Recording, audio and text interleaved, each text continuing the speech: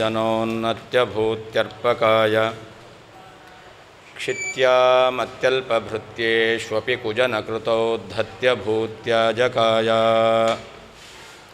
कर्त्रे धर्त्रे च हर्त्रे हयमुखहरये मुत्रपात्रे नमस्ते तस्मै कस्मैचिदस्मन्मनसि धृतकथा विस्मृतौ स्मारकाय तपो विद्याविरक्त्यादिसद्गुणौघाकरानहं वादिराजगुरून् वन्दे हयग्रीवपदाश्रयान्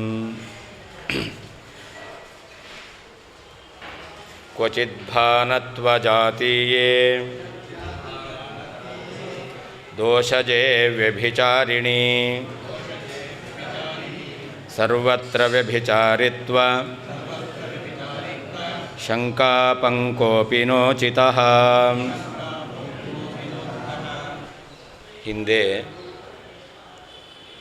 ದೂರದಲ್ಲಿ ಇರುವ ವಸ್ತುವಿನ ಜ್ಞಾನ ಬಂದಾಗ ಪ್ರಾಮಾಣ್ಯ ವಿಷಯದಲ್ಲಿ ಸಂದೇಹ ಬರುತ್ತೆ.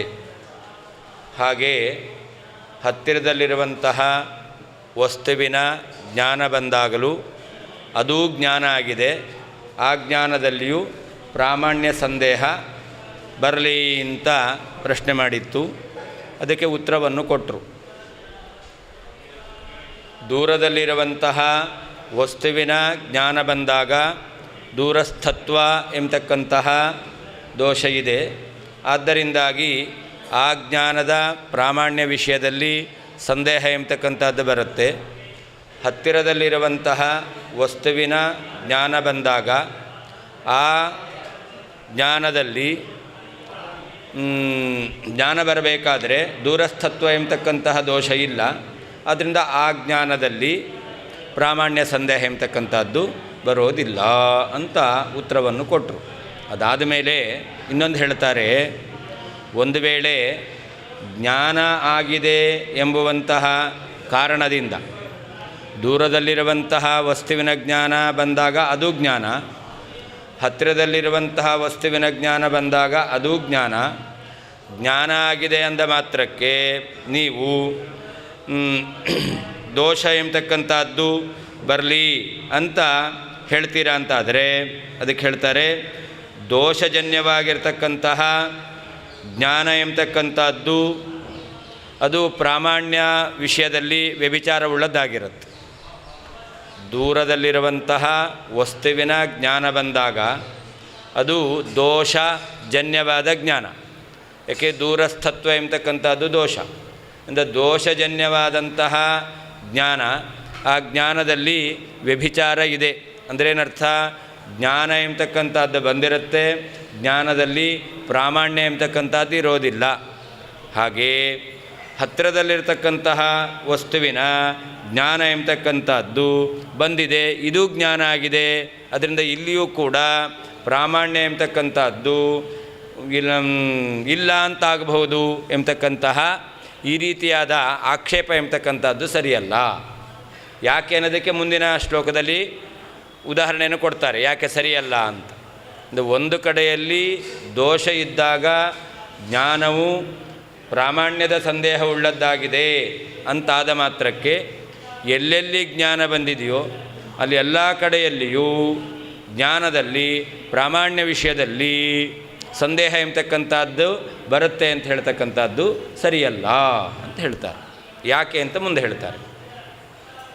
ದೋಷಜೆ, ದೋಷದಿಂದ ಬಂದಿರುವಂತಹ ಭಾನತ್ವ ಜಾತಿಯೇ, ಜ್ಞಾನಕ್ಕೆ ಜ್ಞಾನದ ಸಜಾತೀಯವಾಗಿರ್ತಕ್ಕಂತಹ ಕ್ವಚಿತ್ ಕೆಲವೊಂದು ಜ್ಞಾನಗಳು ವ್ಯಭಿಚಾರಿಣಿ, ಜ್ಞಾನ ಬಂದಿದ್ದು ಪ್ರಾಮಾಣ್ಯ ಎಂಬತಕ್ಕಂಥದ್ದು ಇಲ್ಲ ಅಂತಾಗಿದ್ದರೂ ಸರ್ವತ್ರ ಎಲ್ಲ ಜ್ಞಾನಗಳಲ್ಲಿಯೂ ವ್ಯಭಿಚಾರತ್ವ ಶಂಕಾಪಂಕಃ ಅಪಿ, ಅಲ್ಲಿಯೂ ಪ್ರಾಮಾಣ್ಯ ಎಂಬತಕ್ಕಂಥದ್ದು ಇಲ್ಲದೇ ಇರಬಹುದು ಎಂಬತಕ್ಕಂತಹ ಸಂದೇಹವು ನ ಉಚಿತ, ಯೋಗ್ಯವಲ್ಲ.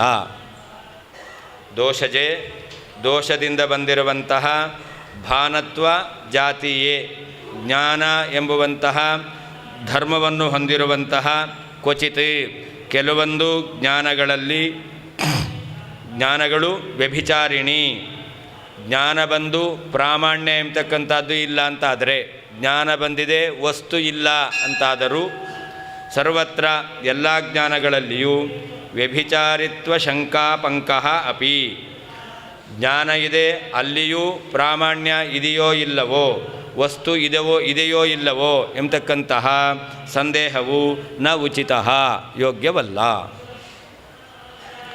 ನನು ದೋಷಜೇ ಜ್ಞಾನೇ ಅರ್ಥವ್ಯಭಿಚಾರ ದರ್ಶನಾತ್ ಸರ್ವತ್ರಾಪಿ ಜ್ಞಾನೇ ಅರ್ಥವ್ಯಭಿಚಾರ ಶಂಕಾ ಸ್ಯಾದೇವ ಅತಃ ಕಥಂ ಸಮೀಪಸ್ಥವಸ್ತುಜ್ಞಾನೇ ಪ್ರಾಮಾಣ್ಯ ನಿಶ್ಚಯ ಇತ್ಯತಃ ಕ್ವಚಿದಿತಿ. ದೋಷದಿಂದ ಬಂದಿರುವಂತಹ ಜ್ಞಾನ ಬಂದಿದೆ, ಅಲ್ಲಿ ಅರ್ಥವ್ಯಭಿಚಾರ ದರ್ಶನಾತ್ ಅಂದರೆ ಏನರ್ಥ? ಯಾವ ವಸ್ತುವಿನ ಜ್ಞಾನ ಬಂದಿರುತ್ತೋ ಅಲ್ಲಿ ವಸ್ತು ಎಂಬತಕ್ಕಂಥದ್ದು ಅದೇ ರೀತಿಯಲ್ಲಿ ಇರೋದಿಲ್ಲ. ದೂರದಲ್ಲಿರುವಂತಹ ವಸ್ತುವಿನ ಜ್ಞಾನ ಬಂದಿದೆ, ನಮಗೆ ಒಂದು ಮರ ಅಂತ ಜ್ಞಾನ ಬಂದಿದೆ, ನೋಡೋದ್ರಲ್ಲೇನಾಗಿರುತ್ತೆ? 2 ಮರ ಇರುತ್ತೆ. ಹಾಗಾದರೆ ಅಲ್ಲಿ ಅರ್ಥ ಎಂಬತಕ್ಕಂಥದ್ದು ವ್ಯಭಿಚಾರ. ನಮಗೆ ಒಂದು ಅಂತ ಬಂದಿದೆ, ಅಲ್ಲಿ ಒಂದೇ ಇಲ್ಲ 2 ಇರುತ್ತೆ.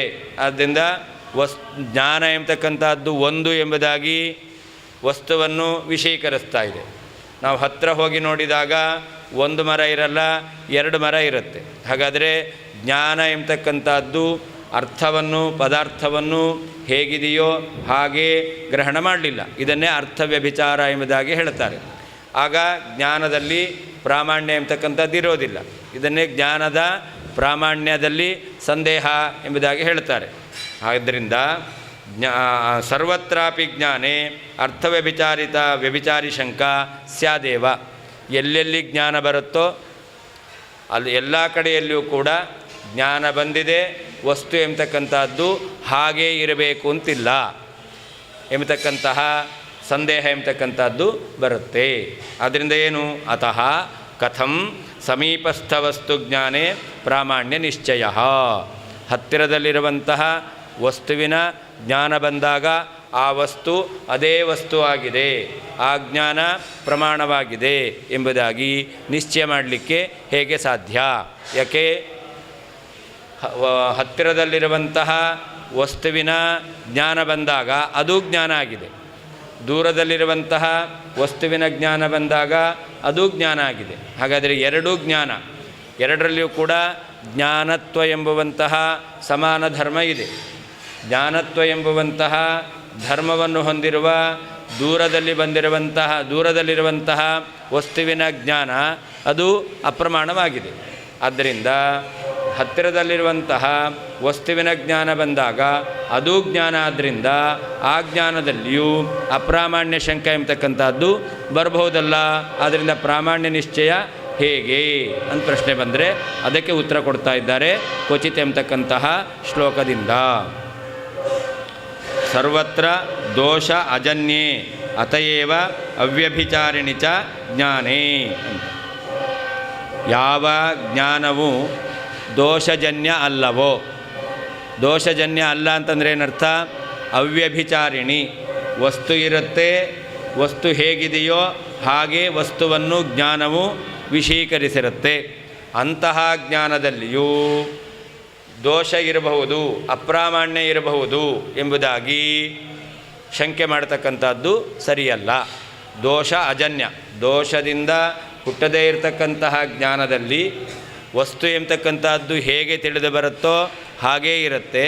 ಅಂತಹ ವಸ್ತುವಿನಲ್ಲಿಯೂ ಕೂಡ ಅದು ತಪ್ಪಾಗಿರಬಹುದು, ವಸ್ತು ಬೇರೆ ರೀತಿಯಲ್ಲಿರಬಹುದು ಎಂಬತಕ್ಕಂತಹ ಶಂಕೆ ಸರಿಯಲ್ಲ.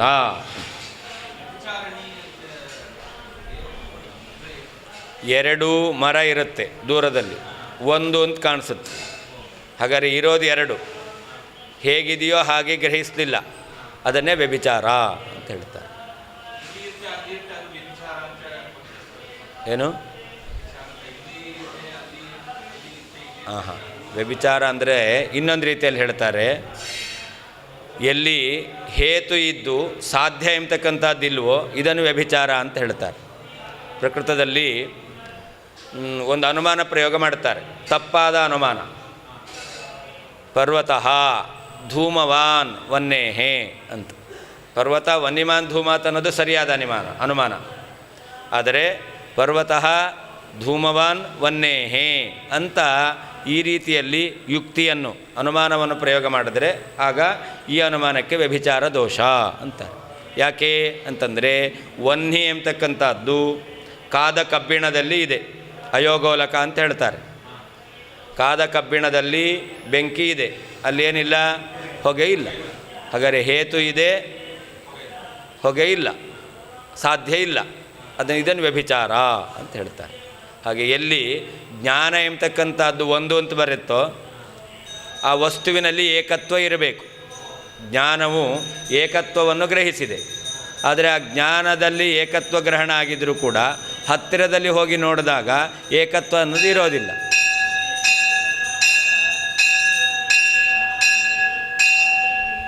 ದ್ವಿತ್ವ ಇರುತ್ತೆ. ಅಲ್ಲಿ ಏಕತ್ವ ಗ್ರಹೀತವಾಗಿದೆ, ಇರೋದು ದ್ವಿತ್ವ, ಎರಡು ಮರ ಇರುತ್ತೆ. ಆದ್ದರಿಂದಾಗಿ ಜ್ಞಾನ ಹೇಗೆ ವಸ್ತುವನ್ನು ವಿಷೀಕರಿಸಿದೋ ಹಾಗೆ ವಸ್ತು ಇಲ್ಲ ಅಂತಾದರೆ ಇದನ್ನು ಅರ್ಥ ವ್ಯಭಿಚಾರ ಅಂತ ಕರೀತಾರೆ. ಇದು ಯಾವಾಗ ಬರುತ್ತೆ?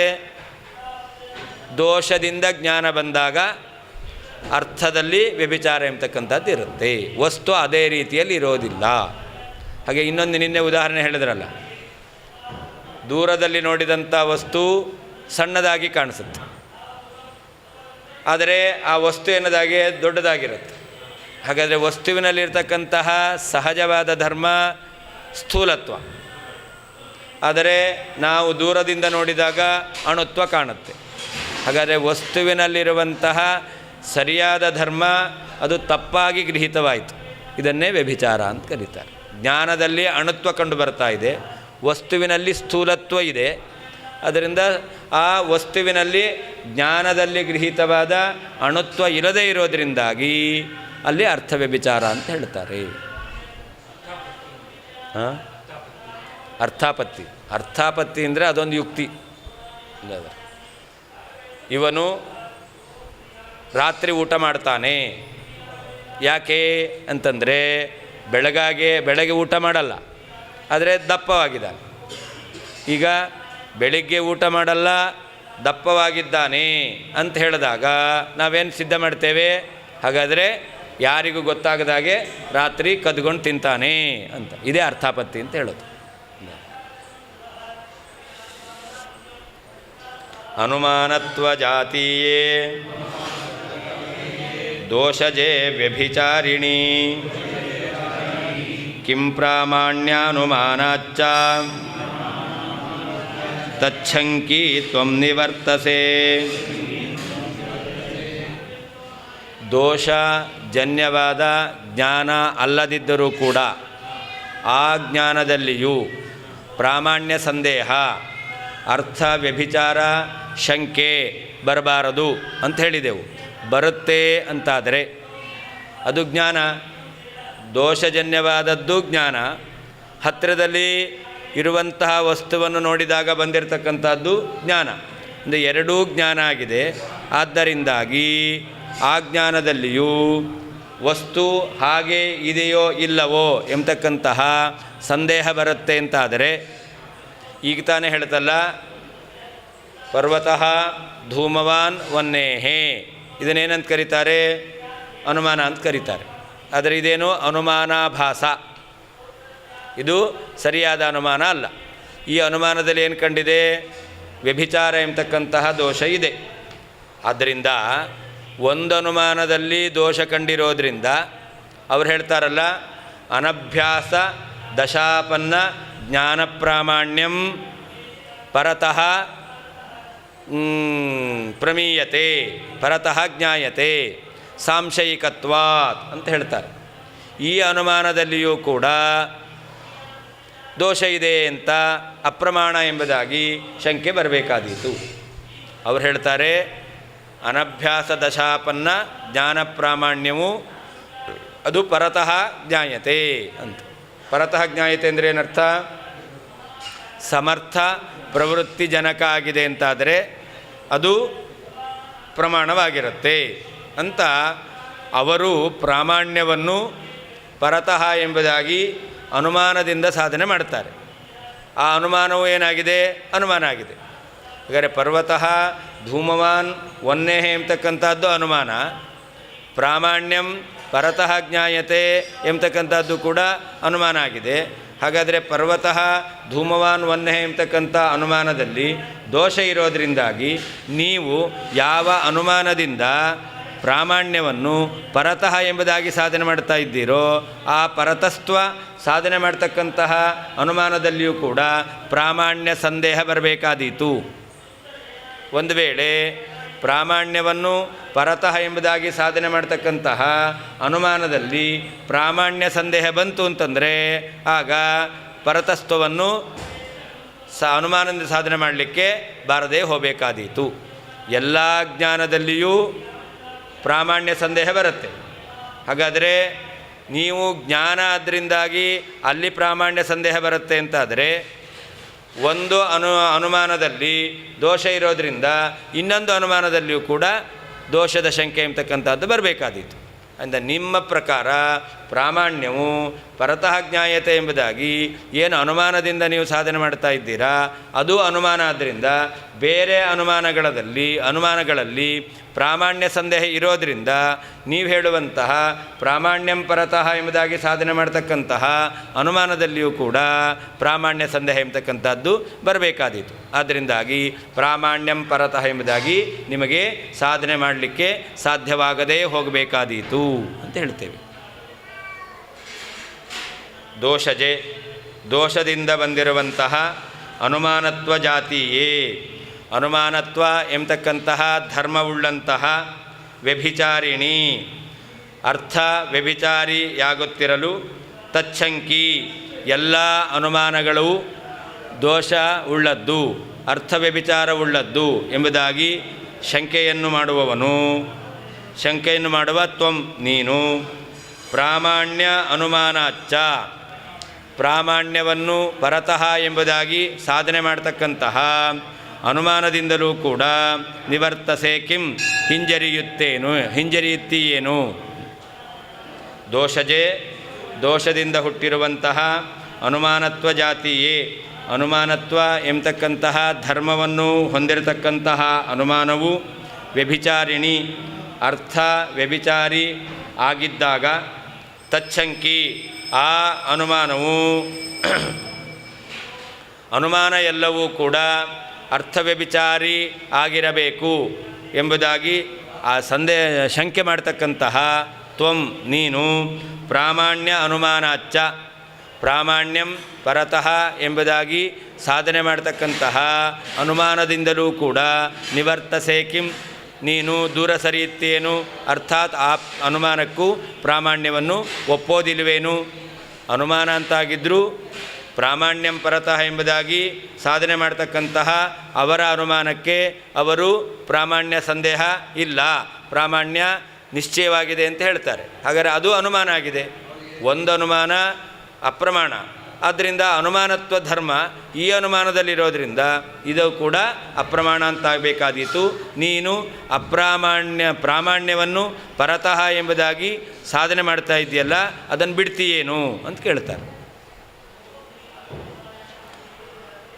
ಕುತಃ ನೋಚಿತಃ ಇತ್ಯತಃ ಹಿಂದೆ ಹೇಳಿದರು, ಒಂದು ಜ್ಞಾನದಲ್ಲಿ ಅರ್ಥವ್ಯಭಿಚಾರ ಶಂಕೆ ಬಂದಿದೆ ಅಂತಾದರೆ ಎಲ್ಲ ಜ್ಞಾನದಲ್ಲಿಯೂ ದೋಷ ಶಂಕೆ ಎಂಬತಕ್ಕಂಥದ್ದು ಸರಿಯಲ್ಲ ಅಂತ ಹೇಳಿದ್ರು. ಯಾಕಲ್ಲ ಅಂತಂದರೆ ಅದನ್ನು ಹೇಳ್ತಾರೆ, ಕುತಃ ನೋಚಿತಃ ಇತ್ಯತಃ, ಯಾಕೆ ಸರಿಯಲ್ಲ ಅನ್ನೋದನ್ನು ಹೇಳ್ತಾ ಇದ್ದಾರೆ. ಅನುಮಾನತ್ವ ಇತಿ ತಚ್ಛಂಕಿ ಅಂತಿದೆ, ಅದಕ್ಕೆ ಅರ್ಥ ಬರೀತಾರೆ ಅರ್ಥ ವ್ಯಭಿಚಾರ ಶಂಕಿ ಅಂತರ್ಥ. ಜ್ಞಾನ ಬಂದಿದೆ, ಅಲ್ಲಿ ವಸ್ತು ಎಂಬತಕ್ಕಂಥದ್ದು ಹಾಗೆ ಇರೋದಿಲ್ಲ ಅಂತ ನೀನು ಅಲ್ಲಿಯೂ ಶಂಕೆಯನ್ನು ಮಾಡುವವನು ಅಂತರ್ಥ. ಗೃಹೀತ ಜ್ಞಾನ ಪ್ರಾಮಾಣ್ಯ ನಿಶ್ಚಯ ಅಭಾವವಾನ್ ಇತಿವಾ ಅಂತ. ಎಲ್ಲಿ ಜ್ಞಾನ ಪ್ರಾಮಾಣ್ಯ ಎಂಬತಕ್ಕಂಥದ್ದು ಗೃಹೀತವಾಗಿದೆಯೋ ಆ ಗೃಹೀತವಾದ ಜ್ಞಾನ ಪ್ರಾಮಾಣ್ಯದ ನಿಶ್ಚಯ ಇಲ್ಲದೇ ಇರತಕ್ಕಂಥವು. ತಚ್ಛಂಕಿ ಅನ್ನೋದಕ್ಕೆ ಎಲ್ಲಿ ಜ್ಞಾನ ಪ್ರಾಮಾಣ್ಯದ ನಿಶ್ಚಯ ಎಂಬತಕ್ಕಂಥದ್ದು ಯಾರಿಗೆ ಬಂದಿಲ್ಲವೋ ಅವನು ಅಂತರ್ಥ. ನಿವರ್ತಸೆ ಕಿಂ ಅನುಮಾನೇನಾಪಿ ಪ್ರಾಮಾಣ್ಯ ನಿಶ್ಚಯಂ ನ ಕರೋಷಿ ಕಿಂ ಅನುಮಾನದಿಂದಲೂ ಪ್ರಾಮಾಣ್ಯವನ್ನು ನಿಶ್ಚಯ ಮಾಡಲಿಕ್ಕೆ ಸಾಧ್ಯ ಇಲ್ಲ ಅಂತ ಹೇಳ್ತೀಯೇನು? ಹೇಳೋದಿಲ್ಲ. ಅವನೇನು ಮಾಡ್ತಾನೆ? ಅನುಮಾನದಿಂದ ಪ್ರಾಮಾಣ್ಯವನ್ನು ಸಾಧಿಸೇ ಯಾವುದಿಲ್ಲಿ ಪರತಃ ಎಂಬುದಾಗಿ ಪರತತ್ವವನ್ನು ಸಾಧನೆ ಮಾಡಿಯೇ ಮಾಡ್ತಾನೆ. ಅದು ಒಂದು ಅನುಮಾನದಲ್ಲಿ ದೋಷ ಬಂದರೂ ಇನ್ನೊಂದು ಅನುಮಾನ ದುಷ್ಟ ಅಂತ ಆಗಬೇಕಾಗಿಲ್ಲ ಅಂತ ನೀನೇ ಒಪ್ಕೊಂಡಿದ್ದೀಯಾ? ಅದಕ್ಕೆ ಅವನೇನು ಉತ್ತರ ಕೊಡ್ತಾನೆ ಅಂತ ಮುಂದೆ ಹೇಳ್ತಾರೆ. ಯದಿ ವ್ಯಾಪ್ತ್ಯಾದಿದಾರ್ಢ್ಯೇನ ಶಂಕಾಂ ಧಿಕ್ಕುರುತೆ ಭವಾನ್ ತರ್ಹಿ ನಿರ್ದೋಷತಾದಾರ್ಢ್ಯಾತ್ ಸಾಕ್ಷೀಹ ಕ್ಷೋಭಯೇದ್ಧಿತಾಂ. ಹಿಂದೆ ಹೇಳಿದ್ದು ಜ್ಞಾನವು ಪ್ರಮಾಣ, ಜ್ಞಾನಂ ಪ್ರಮಾಣಂ ಅಂತ ಹೇಳಬೇಕು. ಯಾಕೆ? ಸಮರ್ಥ ಪ್ರವೃತ್ತಿ ಜನಕತ್ವ. ಇದು ಸಾರ್ಥಕವಾದ ಪ್ರವೃತ್ತಿಯನ್ನು ಉಂಟು ಮಾಡಿದೆ. ಅದರಿಂದಾಗಿ ಈ ಜ್ಞಾನವು ಪ್ರಮಾಣ ಅಂತ ಅನುಮಾನವನ್ನು ಮಾಡ್ತಾರೆ. ಅವನು ಹೇಳ್ತಾನೆ, ಇದು ಒಂದು ಅನುಮಾನ. ಈ ಅನುಮಾನ ಎಂಬತಕ್ಕಂಥದ್ದು ಪ್ರಮಾಣ ಅಂತ ಹೇಳ್ತೇವೆ. ನಾವು ಆಕ್ಷೇಪ ಮಾಡಿದ್ದೇನು? ಒಂದು ಜ್ಞಾನವನ್ನು ಅಪ್ರಮಾಣ ಆಗಿದೆ ಎಂಬ ಕಾರಣದಿಂದ ಹತ್ತಿರದಲ್ಲಿ ಬಂದಿರಂತಹ ಜ್ಞಾನವು ಅಪ್ರಮಾಣ ಆಗಲಿ ಅಂತ ಅವನು ಆಕ್ಷೇಪ ಮಾಡಿದ್ದಕ್ಕೆ, ಜ್ಞಾನ ಎಂಬತಕ್ಕಂಥದ್ದು ಬಂದಿದೆ ಎಂದ ಮಾತ್ರಕ್ಕೆ ಅಪ್ರಾಮಾಣ್ಯ ಶಂಕೆ ಮಾಡ್ತೀರಾ ಅಂತಾದರೆ ಎಲ್ಲ ಕಡೆಯಲ್ಲಿಯೂ ಕೂಡ ಇಂತಹ ಶಂಕೆ ಬರಬೇಕಾದೀತು. ಆದ್ದರಿಂದಾಗಿ ನೀನು ಹೇಳುವಂತಹ ಅನುಮಾನವೂ ಕೂಡ ಅಪ್ರಮಾಣ ಅಂತ ಆಗಬೇಕಾದೀತು ಅಂತ ನಾವು ಹೇಳಿದೆವು. ಅದಕ್ಕೆ ಅವನು ಹೇಳ್ತಾನೆ, ನಾವು ಹೇಳುವ ಅನುಮಾನ ಅದರಲ್ಲಿ ವ್ಯಾಪ್ತಿ ಇದೆ. ವ್ಯಾಪ್ತಿ ಇರೋದರಿಂದಾಗಿ ಅಲ್ಲಿ ಅಪ್ರಾಮಾಣ್ಯ ಶಂಕೆ ಎಂಬತಕ್ಕಂಥದ್ದು ದೂರ ಆಗುತ್ತೆ. ಎಲ್ಲಿ ವ್ಯಾಪ್ತಿ ಎಂಬತಕ್ಕಂಥದ್ದು ಇದೆಯೋ ಅಂತಹ ಕಡೆಯಲ್ಲಿ ಅಪ್ರಾಮಾಣ್ಯ ಶಂಕೆ ಎಂಬತಕ್ಕಂಥದ್ದು ಬರಲಿಕ್ಕೆ ಸಾಧ್ಯ ಇಲ್ಲ ಅಂತ ಅವನೇನು ಹೇಳ್ತಾನೆ? ಜ್ಞಾನವು ಪ್ರಮಾಣ. ಯಾಕೆ ಪ್ರಮಾಣ? ಸಮರ್ಥ ಪ್ರವೃತ್ತಿ ಜನಕತ್ವ ಅಂತ ಹೇಳ್ತಾನೆ. ವ್ಯಾಪ್ತಿ ಅಂತಂದರೆ ಎಲ್ಲಿ ಹೇತು ಇರುತ್ತೋ ಅಲ್ಲಿ ಸಾಧ್ಯ ಇರಬೇಕು, ಅದನ್ನು ವ್ಯಾಪ್ತಿ ಅಂತ ಹೇಳ್ತಾರೆ. ಎಲ್ಲಿ ಹೊಗೆ ಇರುತ್ತೋ ಅಲ್ಲಿ ಬೆಂಕಿ ಇದ್ದೇ ಇರುತ್ತೆ. ಹಾಗಾದರೆ ಯತ್ರ ಯತ್ರ ಧೂಮಃ ತತ್ರ ತತ್ರ ವನ್ನಿಹಿ ಅಂತ ಹೇಳ್ತೇವೆ. ಇದನ್ನೇ ವ್ಯಾಪ್ತಿ ಅಂತ ಹೇಳ್ತಾರೆ. ವ್ಯಾಪ್ತಿ ಅಂದರೆ ಅವಿನಾಭಾವ ಸಂಬಂಧ. ಇದಿಂಗಿಲ್ಲ, ಒಂದಿಲ್ಲದಿದ್ರೆ ಇಲ್ಲ, ಅಷ್ಟೇ, ಎರಡಿಲ್ಲ. ಒನ್ನೆ ಇಲ್ಲ ಅಂತ, ಒನ್ನೆ ಇಲ್ಲ ಅಂದರೆ ಹೊಗೆ ಇಲ್ಲ, ಬೆಂಕಿ ಇಲ್ಲ ಅಂದರೆ ಹೊಗೆ ಇಲ್ಲದೇ ಇರಲಿಕ್ಕೆ ಸಾಧ್ಯ ಇಲ್ಲ. ಹೊಗೆ ಇಲ್ಲ ಅಂತ, ಅದು ಹೊನ್ನೆ ಇಲ್ಲ ಅಂತಾದರೆ ಹೊಗೆ ಇಲ್ಲ. ಆದ್ದರಿಂದ ಒನ್ನೆ ಇದ್ರೇ ಧೂಮ ಇರುತ್ತೆ. ಹಾಗಾದರೆ ಧೂಮ ಇದೆ ಅಂತಂದರೆ ಏನಾಗಬೇಕು? ಒನ್ನೆ ಇರಲೇಬೇಕು. ಇದನ್ನೇ ಅವಿನಾಭಾವ ಅಂತಾರೆ. ವಿನಾಭಾವ ಅಂದರೆ ಬಿಟ್ಟಿರೋದು, ಅವಿನಾಭಾವ ಅಂದರೆ ಬಿಡದೇ ಇರೋದು ಅಂತ ಅರ್ಥ. ಈ ಅವಿನಾಭಾವ ಸಂಬಂಧ ಇದನ್ನೇ ವ್ಯಾಪ್ತಿ ಅಂತ ಕರೀತಾರೆ. ಎಲ್ಲೆಲ್ಲಿ ಧೂಮ ಇರುತ್ತೋ ಅಲ್ಲಲ್ಲಿ ಬೆಂಕಿ ಇದ್ದೇ ಇರುತ್ತೆ. ಹಾಗಾದರೆ ಹೊಗೆಗೆ ಬೆಂಕಿಯ ಸಂಬಂಧ ಅದು ಇದ್ದೇ ಇರುತ್ತೆ. ಅರ್ಥಾತ್ ಬೆಂಕಿಯ ಸಂಬಂಧವನ್ನು ಬಿಟ್ಟು ವಿನಾ ಭಾವ ಹೊಗೆ ಇರುತ್ತೆ ಅಂತಿಲ್ಲ.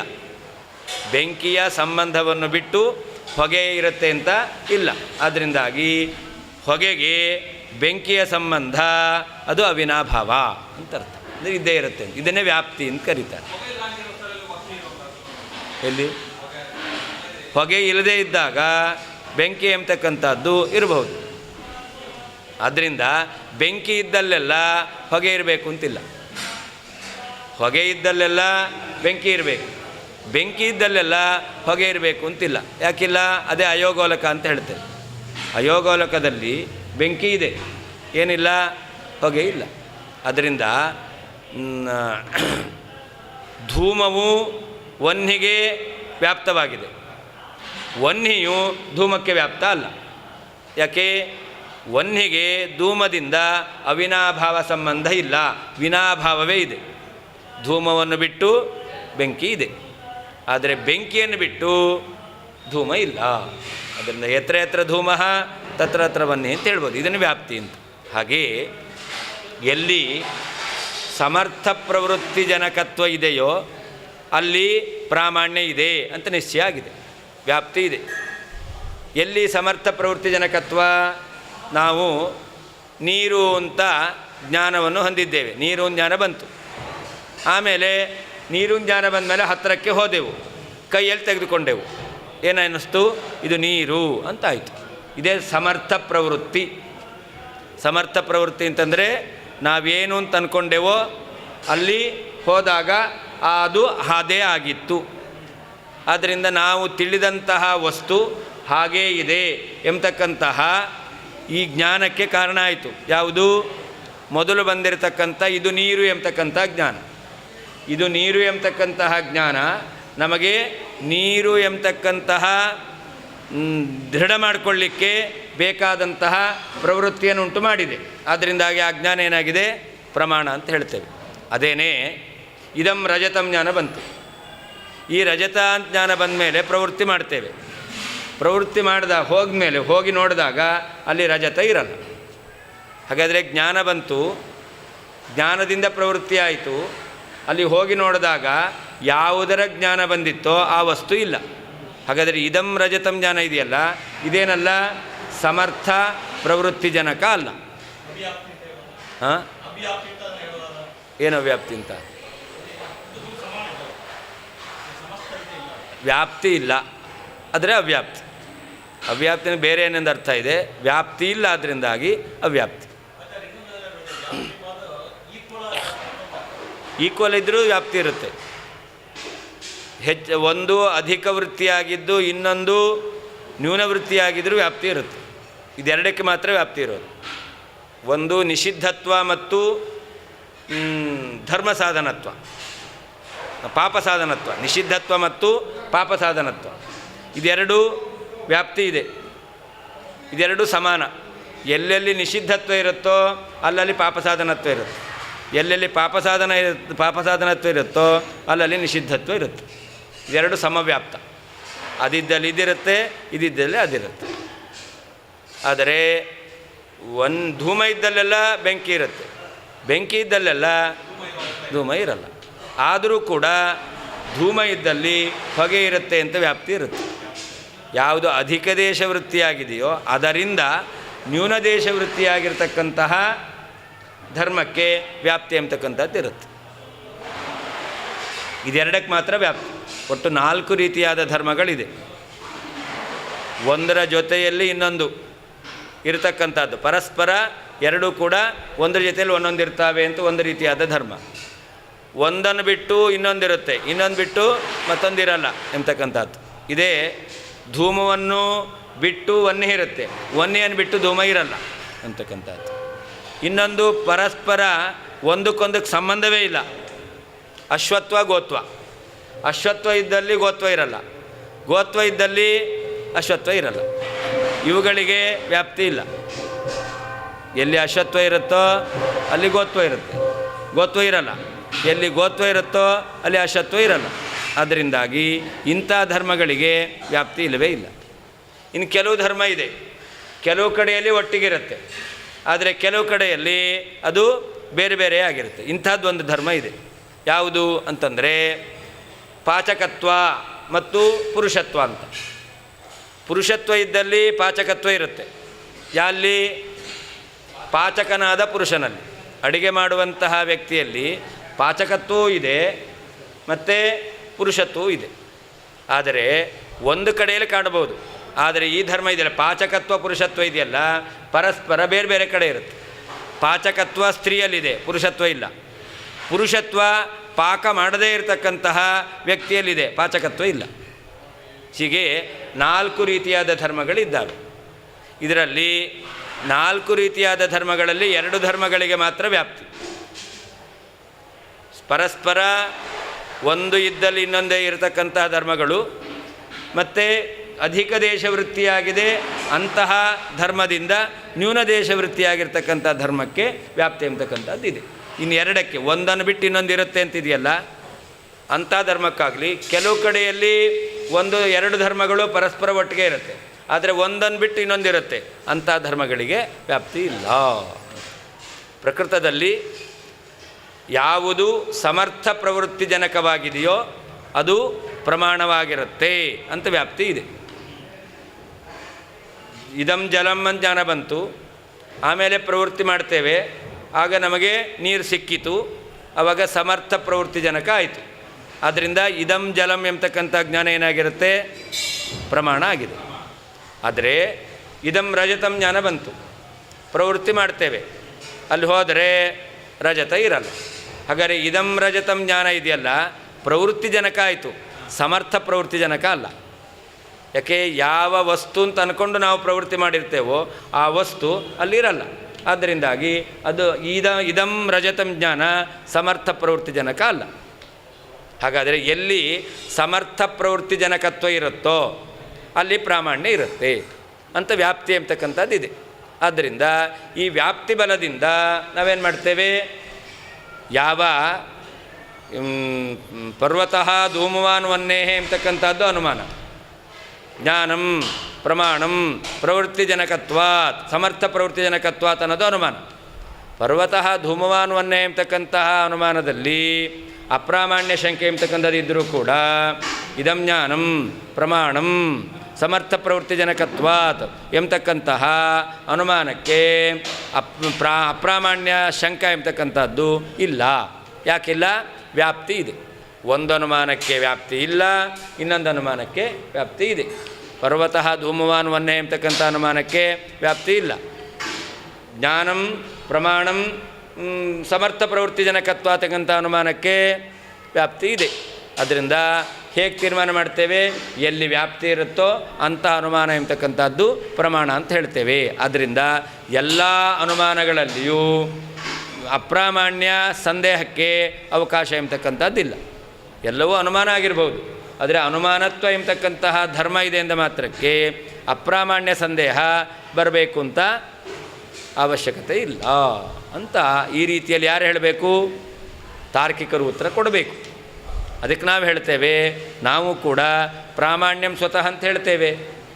ಪ್ರಾಮಾಣ್ಯಂ ಸ್ವತಃ ಅಂತ ಹೇಳ್ತಕ್ಕಂಥವರು ಕೂಡ ಎಲ್ಲಿ ಅಪ್ರಾಮಾಣ್ಯ ಸಂದೇಹ ಬರುತ್ತೆ ಅಂತಂದರೆ ಸಾಕ್ಷಿ ಎಲ್ಲಿ ಪ್ರಾಮಾಣ್ಯವನ್ನು ಗ್ರಹಣ ಮಾಡೋದಿಲ್ಲ ಅಂತಂದರೆ ಎಲ್ಲಿ ಜ್ಞಾನ ಎಂಬತಕ್ಕಂಥದ್ದು ದೋಷಜನ್ಯವಾಗಿದೆಯೋ ಅಲ್ಲಿ ಮಾತ್ರ ಸಾಕ್ಷಿ ಪ್ರಾಮಾಣ್ಯವನ್ನು ಗ್ರಹಣ ಮಾಡಲ್ಲ.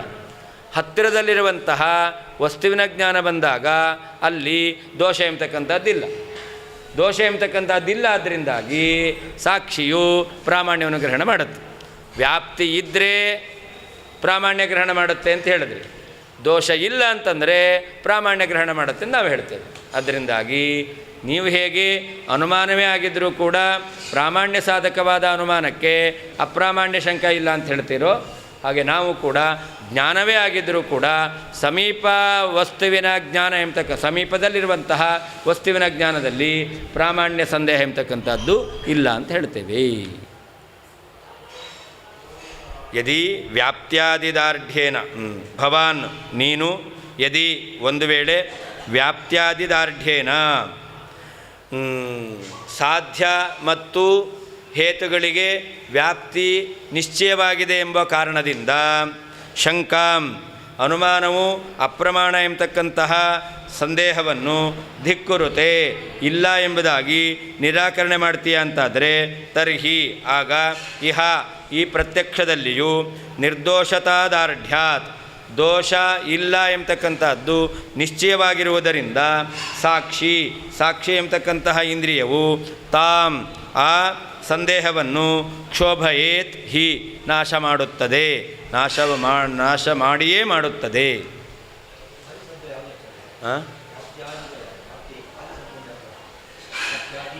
ಆದಿ ಅಂತಂದರೆ ಪಕ್ಷಧರ್ಮತ, ಹೇತು ಪಕ್ಷದಲ್ಲಿ ಇದೆ ಅಂತ, ಅದು ಪಕ್ಷಧರ್ಮ.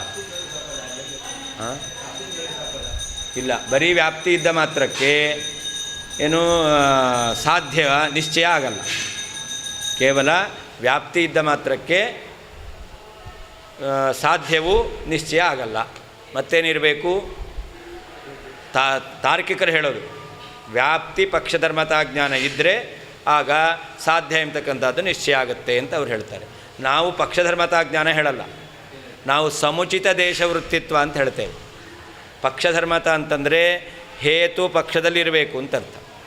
ನಾವು ಹೇಳ್ತೇವೆ ಹೇತುವೇ ಪಕ್ಷದಲ್ಲಿರಬೇಕು ಅಂತಲ್ಲ, ಹೇತು ಎಲ್ಲಿರಬೇಕೋ ಅಲ್ಲಿರಬೇಕು. ಯಾಕೆ ಅಂತಂದರೆ ಊರ್ಧ್ವದೇಶ ವೃಷ್ಟಿಮಾನ್ ಅಧೋದೇಶೇ ನದೀಪೂರಾತ್ ಅಂತಂದು ಅನುಮಾನ. ಇದು ಸರಿಯಾದ ಅನುಮಾನ. ಕೆಳಗಡೆ ಪ್ರವಾಹ ಹರಿತಾ ಇದೆ, ಆದ್ದರಿಂದ ಮೇಲಿನ ಭಾಗದಲ್ಲಿ ಮಳೆಯಾಗಿದೆ ಅಂತ. ಇಲ್ಲಿ ಹೇತು ಯಾವುದು? ಕೆಳಗಡೆ ಪ್ರವಾಹ ಹರಿತಾ ಇದೆ ಅನ್ನೋದು. ಇದು ಮೇಲಿನ ದೇಶದಲ್ಲಿದೆಯಾ? ಇಲ್ಲ. ಹಾಗಾದರೆ ಕೆಳಗಡೆ ಪ್ರವಾಹ ಹರಿತಾ ಇದೆ ಎಂಬತಕ್ಕಂಥದ್ದು ಮೇಲ್ಭಾಗದಲ್ಲಿ ಮಳೆಯಾಗಿದೆ ಎಂಬತಕ್ಕಂಥದ್ದಕ್ಕೆ ಕಾರಣ ಆಗಿದೆ.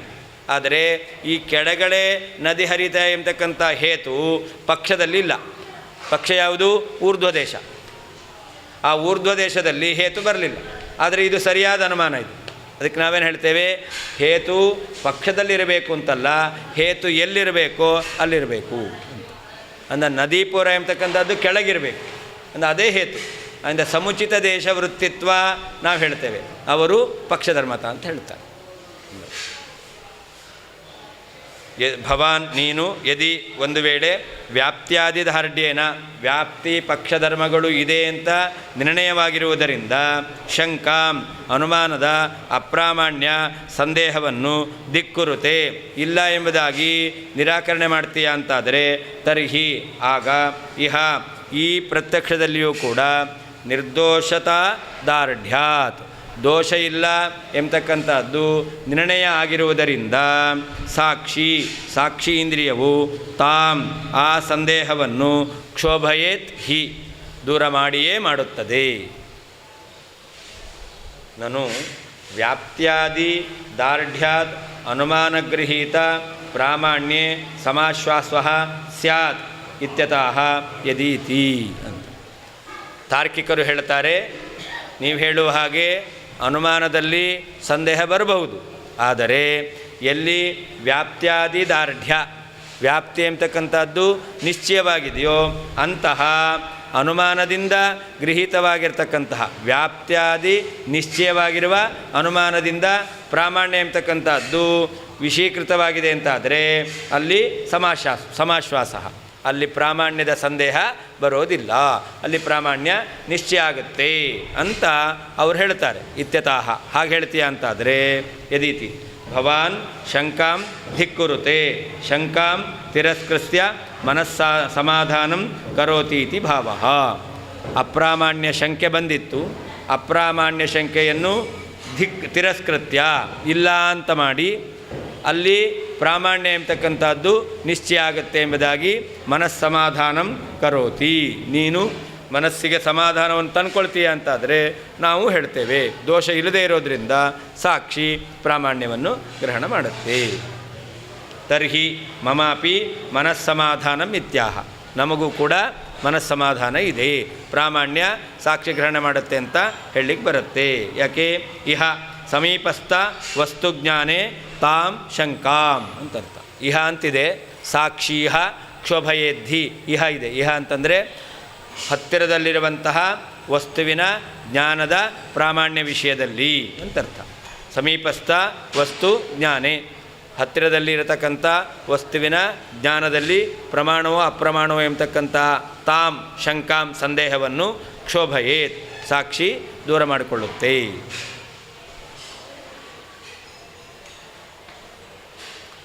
ತತ್ಸನ್ನಿಕೃಷ್ಟದೃಷ್ಟೇಷು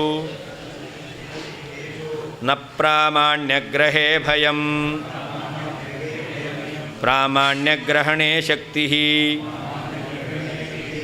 ಸಾಕ್ಷಿಣಸ್ವೇನ ತೇಜಸಾ. ಹತ್ತಿರದಲ್ಲಿರುವಂತಹ ವಸ್ತುವಿನ ಜ್ಞಾನ ಬಂದಿದೆ ಅಂತಾದರೆ ಸಾಕ್ಷಿ ಅಲ್ಲಿ ಪ್ರಾಮಾಣ್ಯವನ್ನು ಗ್ರಹಣ ಮಾಡಿಯೇ ಮಾಡುತ್ತೆ. ಅದಕ್ಕೆ ಯಾವ ತೊಂದರೆಯೂ ಇಲ್ಲ. ನ ಭಯಂ, ಸಾಕ್ಷಿಗೆ ಪ್ರಾಮಾಣ್ಯವನ್ನು ಹತ್ತಿರದಲ್ಲಿ ಇರತಕ್ಕಂಥ ವಸ್ತುವಿನ ಜ್ಞಾನದಲ್ಲಿ ಗ್ರಹಿಸಲಿಕ್ಕೆ ಏನು ತೊಂದರೆ ಇಲ್ಲ, ಭಯ ಎಂಬತಕ್ಕಂಥದ್ದಿಲ್ಲ. ಅಷ್ಟೇ ಅಲ್ಲ, ಆ ಸಾಕ್ಷಿಗೆ ಜ್ಞಾನ ಪ್ರಾಮಾಣ್ಯವನ್ನು ಗ್ರಹಣ ಮಾಡಲಿಕ್ಕೆ ಸಾಮರ್ಥ್ಯ ಎಂಬತಕ್ಕಂಥದ್ದು ಇದೆ. ಪ್ರಾಮಾಣ್ಯ ಗ್ರಹಣೆ ಶಕ್ತಿ ಸಾಕ್ಷಿಣಃ ಸ್ವೇನ ತೇಜಸ ಅಂತ. ಆ ಸಾಕ್ಷಿಗೆ ತನ್ನದೇ ಆಗಿರ್ತಕ್ಕಂತಹ ಪ್ರಾಮಾಣ್ಯ ಗ್ರಹಣ ಸಾಮರ್ಥ್ಯ ಇದೆ. ತನ್ನಲ್ಲಿರುವಂತಹ ಪ್ರಾಮಾಣ್ಯ ಗ್ರಹಣ ಮಾಡ್ತಕ್ಕಂಥ ಸಾಮರ್ಥ್ಯದಿಂದ ಹತ್ತಿರದಲ್ಲಿರುವಂತಹ ಆ ವಸ್ತುವಿನ ಜ್ಞಾನದ ಪ್ರಾಮಾಣ್ಯವನ್ನು ಸಾಕ್ಷಿ ಗ್ರಹಣ ಮಾಡುತ್ತೆ.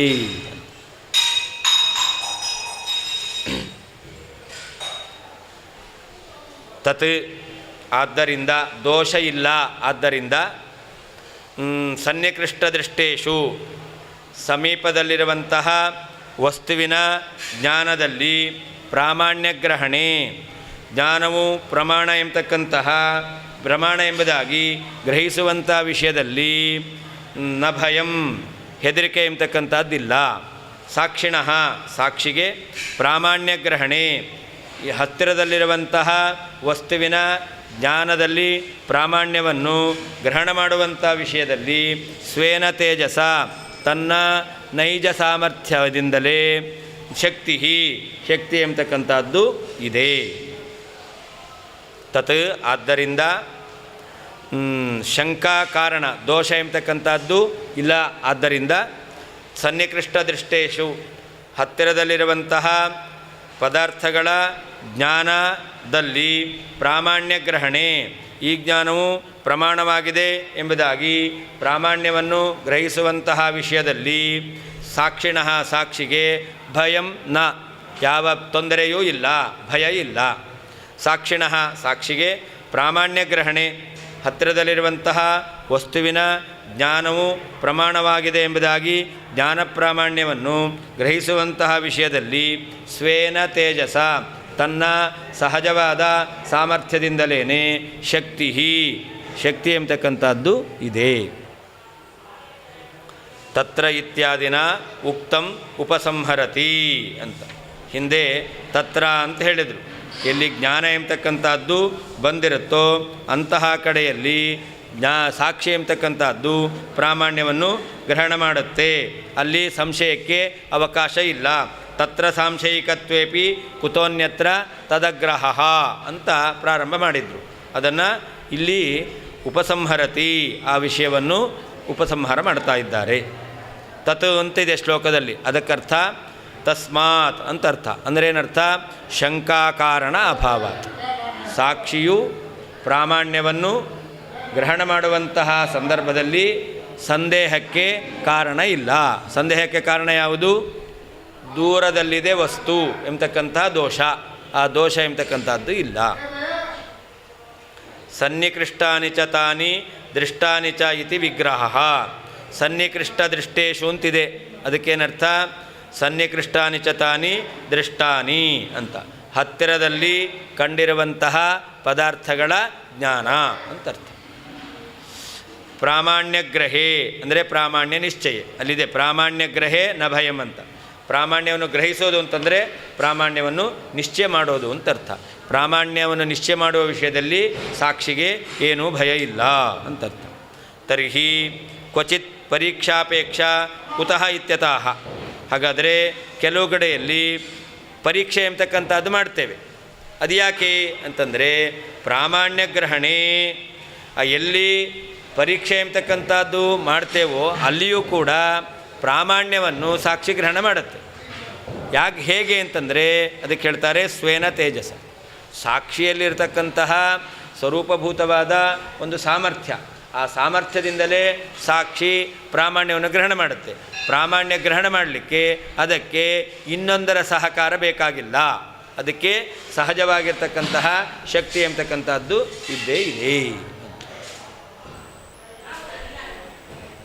ನಿರೋಧ ಮಾತ್ರ ನಾಶಾಯ ನದೀರುದ್ಧೇನ ನೌರಿವ ಪರೀಕ್ಷಾಪೇಕ್ಷತೆ ಕ್ವಾಪಿ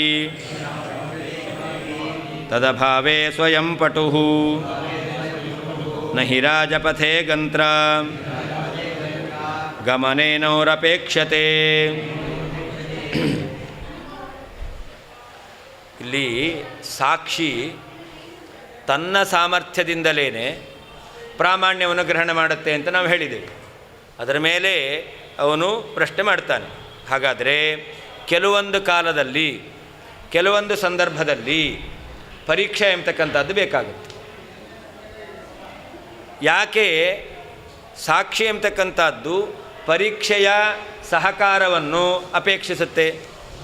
ಸಾಕ್ಷಿಗೆ ಸಹಜವಾಗಿಯೇ ಪ್ರಾಮಾಣ್ಯವನ್ನು ಗ್ರಹಣ ಮಾಡುವಂತಹ ಸಾಮರ್ಥ್ಯ ಇದೆ ಅಂತಾದರೆ ಎಲ್ಲ ಕಡೆಯಲ್ಲಿಯೂ ಸಾಕ್ಷಿ ಎಂಬತಕ್ಕಂಥದ್ದು ಪ್ರಾಮಾಣ್ಯವನ್ನು ಗ್ರಹಣ ಮಾಡಬೇಕಾಗಿತ್ತು. ಅರ್ಥಾತ್ ದೂರದ ವಸ್ತುವಿನ ಜ್ಞಾನ ಬಂದಾಗಲೂ ಕೂಡ ಸಾಕ್ಷಿ ಎಂಬತಕ್ಕಂಥದ್ದು ಪ್ರಾಮಾಣ್ಯವನ್ನು ಗ್ರಹಣ ಮಾಡಬೇಕು. ಯಾಕೆ? ಸಾಕ್ಷಿಗೆ ಪ್ರಾಮಾಣ್ಯವನ್ನು ಗ್ರಹಣ ಮಾಡುವ ಸಹಜವಾದ ಶಕ್ತಿ ಇದೆ. ಸಹಜವಾದ ಶಕ್ತಿ ಇದೆ ಅಂತಾದರೆ ಜ್ಞಾನ ಬಂದಲ್ಲೆಲ್ಲ ಸಾಕ್ಷಿ ಜ್ಞಾನವನ್ನು ಗ್ರಹಿಸುತ್ತೋ ಇಲ್ವೋ? ಜ್ಞಾನ ಬಂದಿದೆ ಅಂತ ಜ್ಞಾನವನ್ನು ಗ್ರಹಿಸಿದ ಹಾಗೆ ಜ್ಞಾನದಲ್ಲಿ ಪ್ರಾಮಾಣ್ಯವನ್ನು ಕೂಡ ಸಾಕ್ಷಿ ಗ್ರಹಣ ಮಾಡಲಿ ಅಂತ ಪ್ರಶ್ನೆ ಬರುತ್ತೆ. ಒಂದು ವೇಳೆ ದೂರದಲ್ಲಿರುವಂತಹ ವಸ್ತುವಿನ ಜ್ಞಾನ ಬಂದಿದೆ, ಜ್ಞಾನದಲ್ಲಿ ಸಾಕ್ಷಿ ಪ್ರಾಮಾಣ್ಯ ಗ್ರಹಣ ಮಾಡಲಿಲ್ಲ, ಹಾಗಾದರೆ ಸಾಕ್ಷಿಗೆ ಪ್ರಾಮಾಣ್ಯ ಗ್ರಹಣ ಮಾಡುವ ಸಹಜ ಸಾಮರ್ಥ್ಯ ಇಲ್ಲ ಅಂತ ಆಗುತ್ತೆ. ಜ್ಞಾನ ಬಂದಿದೆ, ಪ್ರಾಮಾಣ್ಯ ಗ್ರಹಣ ಮಾಡಲಿಲ್ಲ, ಹಾಗಾದರೆ ಸಾಕ್ಷಿಗೆ ಸಹಜ ಸಾಮರ್ಥ್ಯ ಇಲ್ಲ ಅಂತ ಆಗುತ್ತೆ ಅಂತ ಪ್ರಶ್ನೆ ಮಾಡ್ತಾರೆ. ಅದಕ್ಕೆ ಉತ್ತರ ಕೊಡ್ತಾರೆ, ಪರೀಕ್ಷಾಪೇಕ್ಷೆ ಕೆಲವು ಕಡೆ ಬೇಕು. ಎಲ್ಲಿ ಪರೀಕ್ಷಾ ಬೇಕು ಅಂತಂದರೆ ಪ್ರತಿಬಂಧಕ ಇದ್ದಲ್ಲಿ ಮಾತ್ರ ಆ ಪ್ರತಿಬಂಧಕ ನಿವಾರಣೆ ಮಾಡಲಿಕ್ಕೋಸ್ಕರ ಪರೀಕ್ಷಾಪೇಕ್ಷೆ ಇದೆ.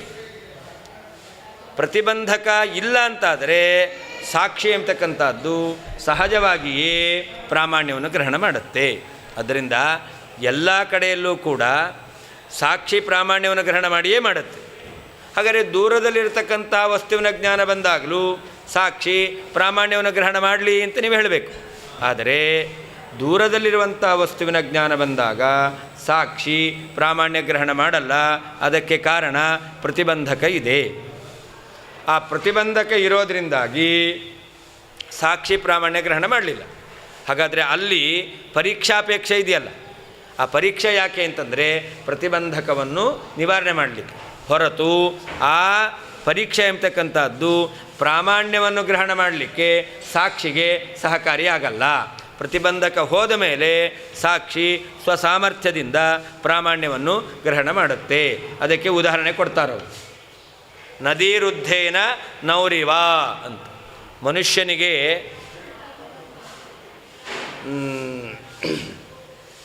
ಪ್ರಯಾಣ ಮಾಡಲಿಕ್ಕೆ ಅವನಿಗೆ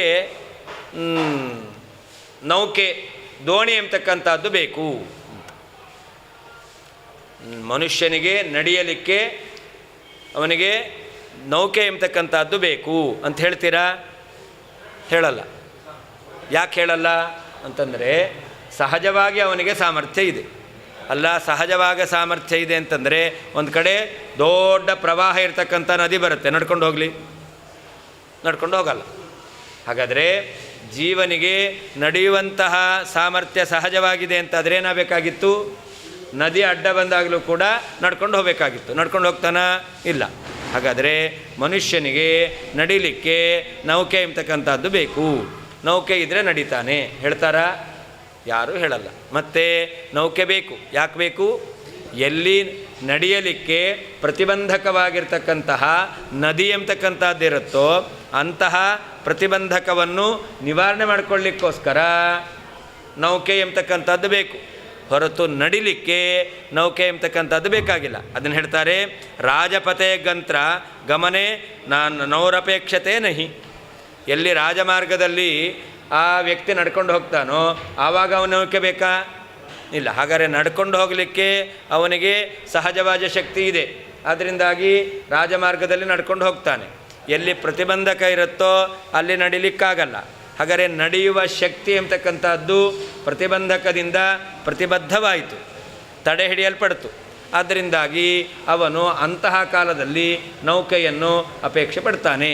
ಹೇಗೋ ಸಾಕ್ಷಿಯೂ ಕೂಡ ಪ್ರಾಮಾಣ್ಯವನ್ನು ಸಹಜವಾಗಿ ಗ್ರಹಣ ಮಾಡುತ್ತೆ. ಮನುಷ್ಯನಿಗೆ ಸಹಜವಾಗಿ ನಡೆಯುವ ಶಕ್ತಿ ಇರುವ ಹಾಗೆ ಸಾಕ್ಷಿಗೆ ಸಹಜವಾಗಿ ಪ್ರಾಮಾಣ್ಯವನ್ನು ಗ್ರಹಣ ಮಾಡುವಂತಹ ಶಕ್ತಿ ಇದೆ. ಎಲ್ಲಿ ನದಿ ಬರುತ್ತೋ ಆಗ ಯಾವ ರೀತಿಯಲ್ಲಿ ಮನುಷ್ಯನ ನಡೆಯುವಂತಹ ಸಹಜವಾದಂತಹ ಶಕ್ತಿ ಪ್ರತಿಬದ್ಧವಾಗುತ್ತೋ ಹಾಗೆ ಎಲ್ಲಿ ದೋಷ ಎಂಬತಕ್ಕಂಥದ್ದಿರುತ್ತೋ ಅಂತಹ ಕಡೆಯಲ್ಲಿ ಸಾಕ್ಷಿಯಲ್ಲಿರುವಂತಹ ಪ್ರಾಮಾಣ್ಯವನ್ನು ಗ್ರಹಣ ಮಾಡುವ ಸಹಜವಾದಂಥ ಶಕ್ತಿ ಪ್ರತಿಬದ್ಧವಾಗುತ್ತೆ. ಹೇಗೆ ಆ ನದಿಯ ಅಡ್ಡ ಬಂದಾಗ ಆ ನದಿ ಎಂಬತಕ್ಕಂಥ ಪ್ರತಿಬಂಧಕವನ್ನು ದೂರ ಮಾಡಿಕೊಳ್ಳಿಕ್ಕೋಸ್ಕರ ನೌಕೆಯ ಅಪೇಕ್ಷೆ ಎಂಬತಕ್ಕಂಥದ್ದಿದೆಯೋ, ಹಾಗೆ ಪ್ರತಿಬಂಧಕವಾದ ದೋಷ ಎಲ್ಲಾದರೂ ಇದ್ದರೆ ಆಗ ಆ ಪ್ರತಿಬಂಧಕವನ್ನು ದೂರ ಮಾಡಿಕೊಳ್ಳಿಕ್ಕೋಸ್ಕರ ಪರೀಕ್ಷಾ ಅಪೇಕ್ಷೆ ಎಂಬತಕ್ಕಂಥದ್ದಿದೆ. ಎಲ್ಲಿ ಪ್ರತಿಬಂಧಕ ಎಂಬತಕ್ಕಂಥದ್ದಿಲ್ವೋ ಆಗ ಪರೀಕ್ಷಾಪೇಕ್ಷೆ ಇಲ್ಲ. ರಾಜಮಾರ್ಗದಲ್ಲಿ ನಡಿಲಿಕ್ಕೆ ಪ್ರತಿಬಂಧಕ ಇಲ್ಲ, ಅಲ್ಲಿ ನೌಕೆಯ ಅಪೇಕ್ಷೆ ಇಲ್ಲ. ಹಾಗೆ ಸಾಕ್ಷಿಯೂ ಕೂಡ ಸಮೀಪದಲ್ಲಿರುವಂತಹ ವಸ್ತುವಿನ ಜ್ಞಾನ ಬಂದಾಗ ಅಲ್ಲಿ ಪ್ರಾಮಾಣ್ಯವನ್ನು ಗ್ರಹಣ ಮಾಡಲಿಕ್ಕೆ ಪರೀಕ್ಷೆಯ ಸಹಕಾರವನ್ನು ಅಪೇಕ್ಷಿಸೋದಿಲ್ಲ. ಆ ಸಾಕ್ಷಿ ಸಹಜವಾಗಿಯೇ ಪ್ರಾಮಾಣ್ಯವನ್ನು ಗ್ರಹಣ ಮಾಡುತ್ತೆ. ಅದರಿಂದ ಎಲ್ಲಿ ಪರೀಕ್ಷಾಪೇಕ್ಷೆ ಅಂತ ಹೇಳ್ತೇವೋ ಎಲ್ಲ ಕಡೆಯಲ್ಲಿ ಆ ಪರೀಕ್ಷೆ ಎಂಬತಕ್ಕಂಥದ್ದು ಸಾಕ್ಷಿಗೆ ಪ್ರಾಮಾಣ್ಯ ಗ್ರಹಣ ಮಾಡಲಿಕ್ಕೆ ಅದರ ಬಲ ಇದ್ದರೆ ಮಾತ್ರ ಸಾಕ್ಷಿ ಪ್ರಾಮಾಣ್ಯ ಗ್ರಹಣ ಮಾಡುತ್ತೆ.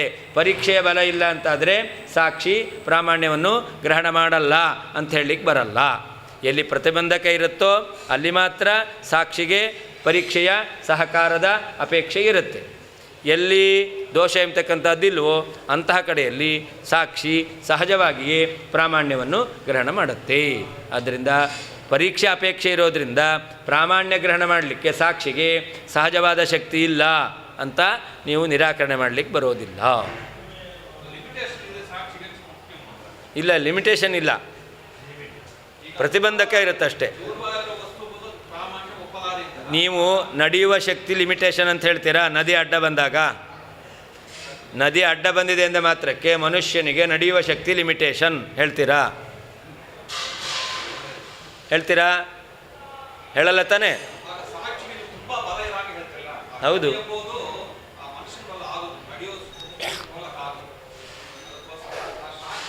ಅದಕ್ಕೆ ಹೇಳಿದ್ದು, ಹಾಗೆ ಸಾಕ್ಷಿಗೆ ಮುಂದೆ ಹೋಗ್ಲಿಕ್ಕಾಗಲ್ಲ. ಆ ಪ್ರತಿಬಂಧಕ ಇದೆಯಲ್ಲ, ಮನುಷ್ಯನಿಗೆ ನದಿ ಹೇಗೆ ಮೀರಿ ಹೋಗ್ಲಿಕ್ಕಾಗಲ್ವೋ ಹಾಗೆ ಸಾಕ್ಷಿಗೂ ಕೂಡ ಪ್ರತಿಬಂಧಕವನ್ನು ಮೀರಿ ಹೋಗ್ಲಿಕ್ಕಾಗಲ್ಲ. ಮನುಷ್ಯನಿಗೆ ನಡಿಲಿಕ್ಕೆ ಸಹಜವಾಗಿ ಶಕ್ತಿಯೇ ಇಲ್ಲ ಅಂತ ಹೇಳಲಿಕ್ಕೆ ಬರಲ್ಲ. ಅವನ ನಡೆಯುವಂಥ ಶಕ್ತಿಗೆ ಒಂದು ಮಿತಿ ಇದೆ ಅಂತಲೂ ಹೇಳಲಿಕ್ಕೆ ಬರಲ್ಲ. ಅವನಿಗೆ ಅಮಿತವಾದ ಶಕ್ತಿಯೇ ಇದೆ. ಆದರೆ ಪ್ರತಿಬಂಧಕ, ಅದಕ್ಕೆ ನಾನು ನಿನ್ನೆ ಹೇಳಿದ್ನಲ್ಲ, ಇದೇ ಉದಾಹರಣೆಗೆ ಇನ್ನೊಂದು ಉದಾಹರಣೆಯನ್ನು ಕೊಡ್ತಾರೆ ಅಂತ ಆಚಾರ್ಯರು ಆನೆಗೆ ಹೇಳ್ತಾರೆ. ಆನೆಗೆ ಎಂಥ ಬಲ ಇದೆ? ಅಸಾಧ್ಯವಾದ ಬಲ ಇದೆ. ಆದರೆ ಏನಾದರೂ ಒಂದು ತಡೆ ಬಂತು ಅಂತಂದರೆ ಆನೆ ನಿಂತ್ಕೊಂಡ್ಬಿಡುತ್ತೆ. ಅಂತಹ ಬಲಿಷ್ಠ. ಅದಕ್ಕೆ ಆಚಾರ್ಯ ಹೇಳಿದ್ದು ಸಾಕ್ಷಿಗೆ ಎಂಥ ಬಲ ಇದೆ? ಆನೆಗಿರುವಂಥ ಬಲ. ಆದರೆ ಆನೆಗೇನಾದರೂ ಒಂದು ಸಣ್ಣ ಮರ ಅಡ್ಡ ಬಂತು ಅಂತಂದರೆ ಅವಾಗೇನು ಮಾಡುತ್ತೆ? ಆ ಆನೆ ಅಲ್ಲೇ ನಿಂತ್ಕೊಂಡ್ಬಿಡುತ್ತೆ. ಅಂದ ಮಾತ್ರಕ್ಕೆ ಆ ಮರಕ್ಕೆ ಆನೆಗಿಂತ ಬಲ ಜಾಸ್ತಿ ಇದೆ ಅಲ್ಲ. ಹಾಗೆ ಸಾಕ್ಷಿಗೂ ಕೂಡ ಈ ಪ್ರತಿಬಂಧಕಕ್ಕಿಂತ ಕಡಿಮೆ ಸಾಮರ್ಥ್ಯ ಅಂತಲ್ಲ, ಪ್ರತಿಬಂಧಕಕ್ಕಿಂತ ಮೀರಿದಂಥ ಸಾಮರ್ಥ್ಯ ಸಾಕ್ಷಿಗಿದ್ದೇ ಇದೆ. ಆದರೆ ಪ್ರತಿಬಂಧಕ ಇದೆ ಅಂತಾದರೆ ಆನೆಗೆ ತನಗೆ ಸಾಮರ್ಥ್ಯ ಇದ್ದರೂ ಕೂಡ ಆನೆ ಎಂಬತಕ್ಕಂಥದ್ದು ಅಲ್ಲಿ ನಿಂತ್ಕೊಂಡ್ಬಿಡುತ್ತೆ. ಹೇಗೋ ಹಾಗೆ ಸಾಕ್ಷಿ ಎಂಬತಕ್ಕಂಥದ್ದು ಸಹಜವಾದ ಸಾಮರ್ಥ್ಯ ಇದ್ದರೂ ಕೂಡ ಪ್ರತಿಬಂಧಕ ಇದ್ದಾಗ ಪ್ರಾಮಾಣ್ಯ ಗ್ರಹಣ ಮಾಡಲ್ಲ. ಯಾರಾದರೂ ಆ ಆನೆಗೆ ಮುಂದೆ ಹೋಗಲಿಕ್ಕೆ ಪ್ರತಿಬಂಧಕವನ್ನು ದೂರ ಮಾಡಬೇಕು. ಹಾಗೆ ಇಲ್ಲೂ ಕೂಡ ಪರೀಕ್ಷೆ ಎಂಬತಕ್ಕಂಥದ್ದು ಆ ಪ್ರತಿಬಂಧಕವನ್ನು ದೂರ ಮಾಡಿದಾಗ ಸಾಕ್ಷಿ ಸಹಜವಾಗಿಯೇ ಪ್ರಾಮಾಣ್ಯವನ್ನು ಗ್ರಹಣ ಮಾಡುತ್ತೆ. ಆನೆ ಸಹಜವಾಗಿಯೇ ಮುಂದೆ ಹೋಗುತ್ತೆ ಅಂತ ಆಚಾರ್ಯರು ಈ ಆನೆಯ ಉದಾಹರಣೆಯನ್ನು ಕೊಟ್ಟಿದ್ದಾರೆ. ಹಾಗಾದರೆ ಆನೆಯಂತೆ ಸಾಕ್ಷಿ ಎಂಬತಕ್ಕಂಥದ್ದು ಅಷ್ಟು ಅದಕ್ಕೆ ಪ್ರಾಮಾಣ್ಯ ಗ್ರಹಣ ಮಾಡ್ತಕ್ಕಂತಹ ಸಾಮರ್ಥ್ಯ ಇದೆ ಅಂತ ಅರ್ಥ. ಹಾಂ,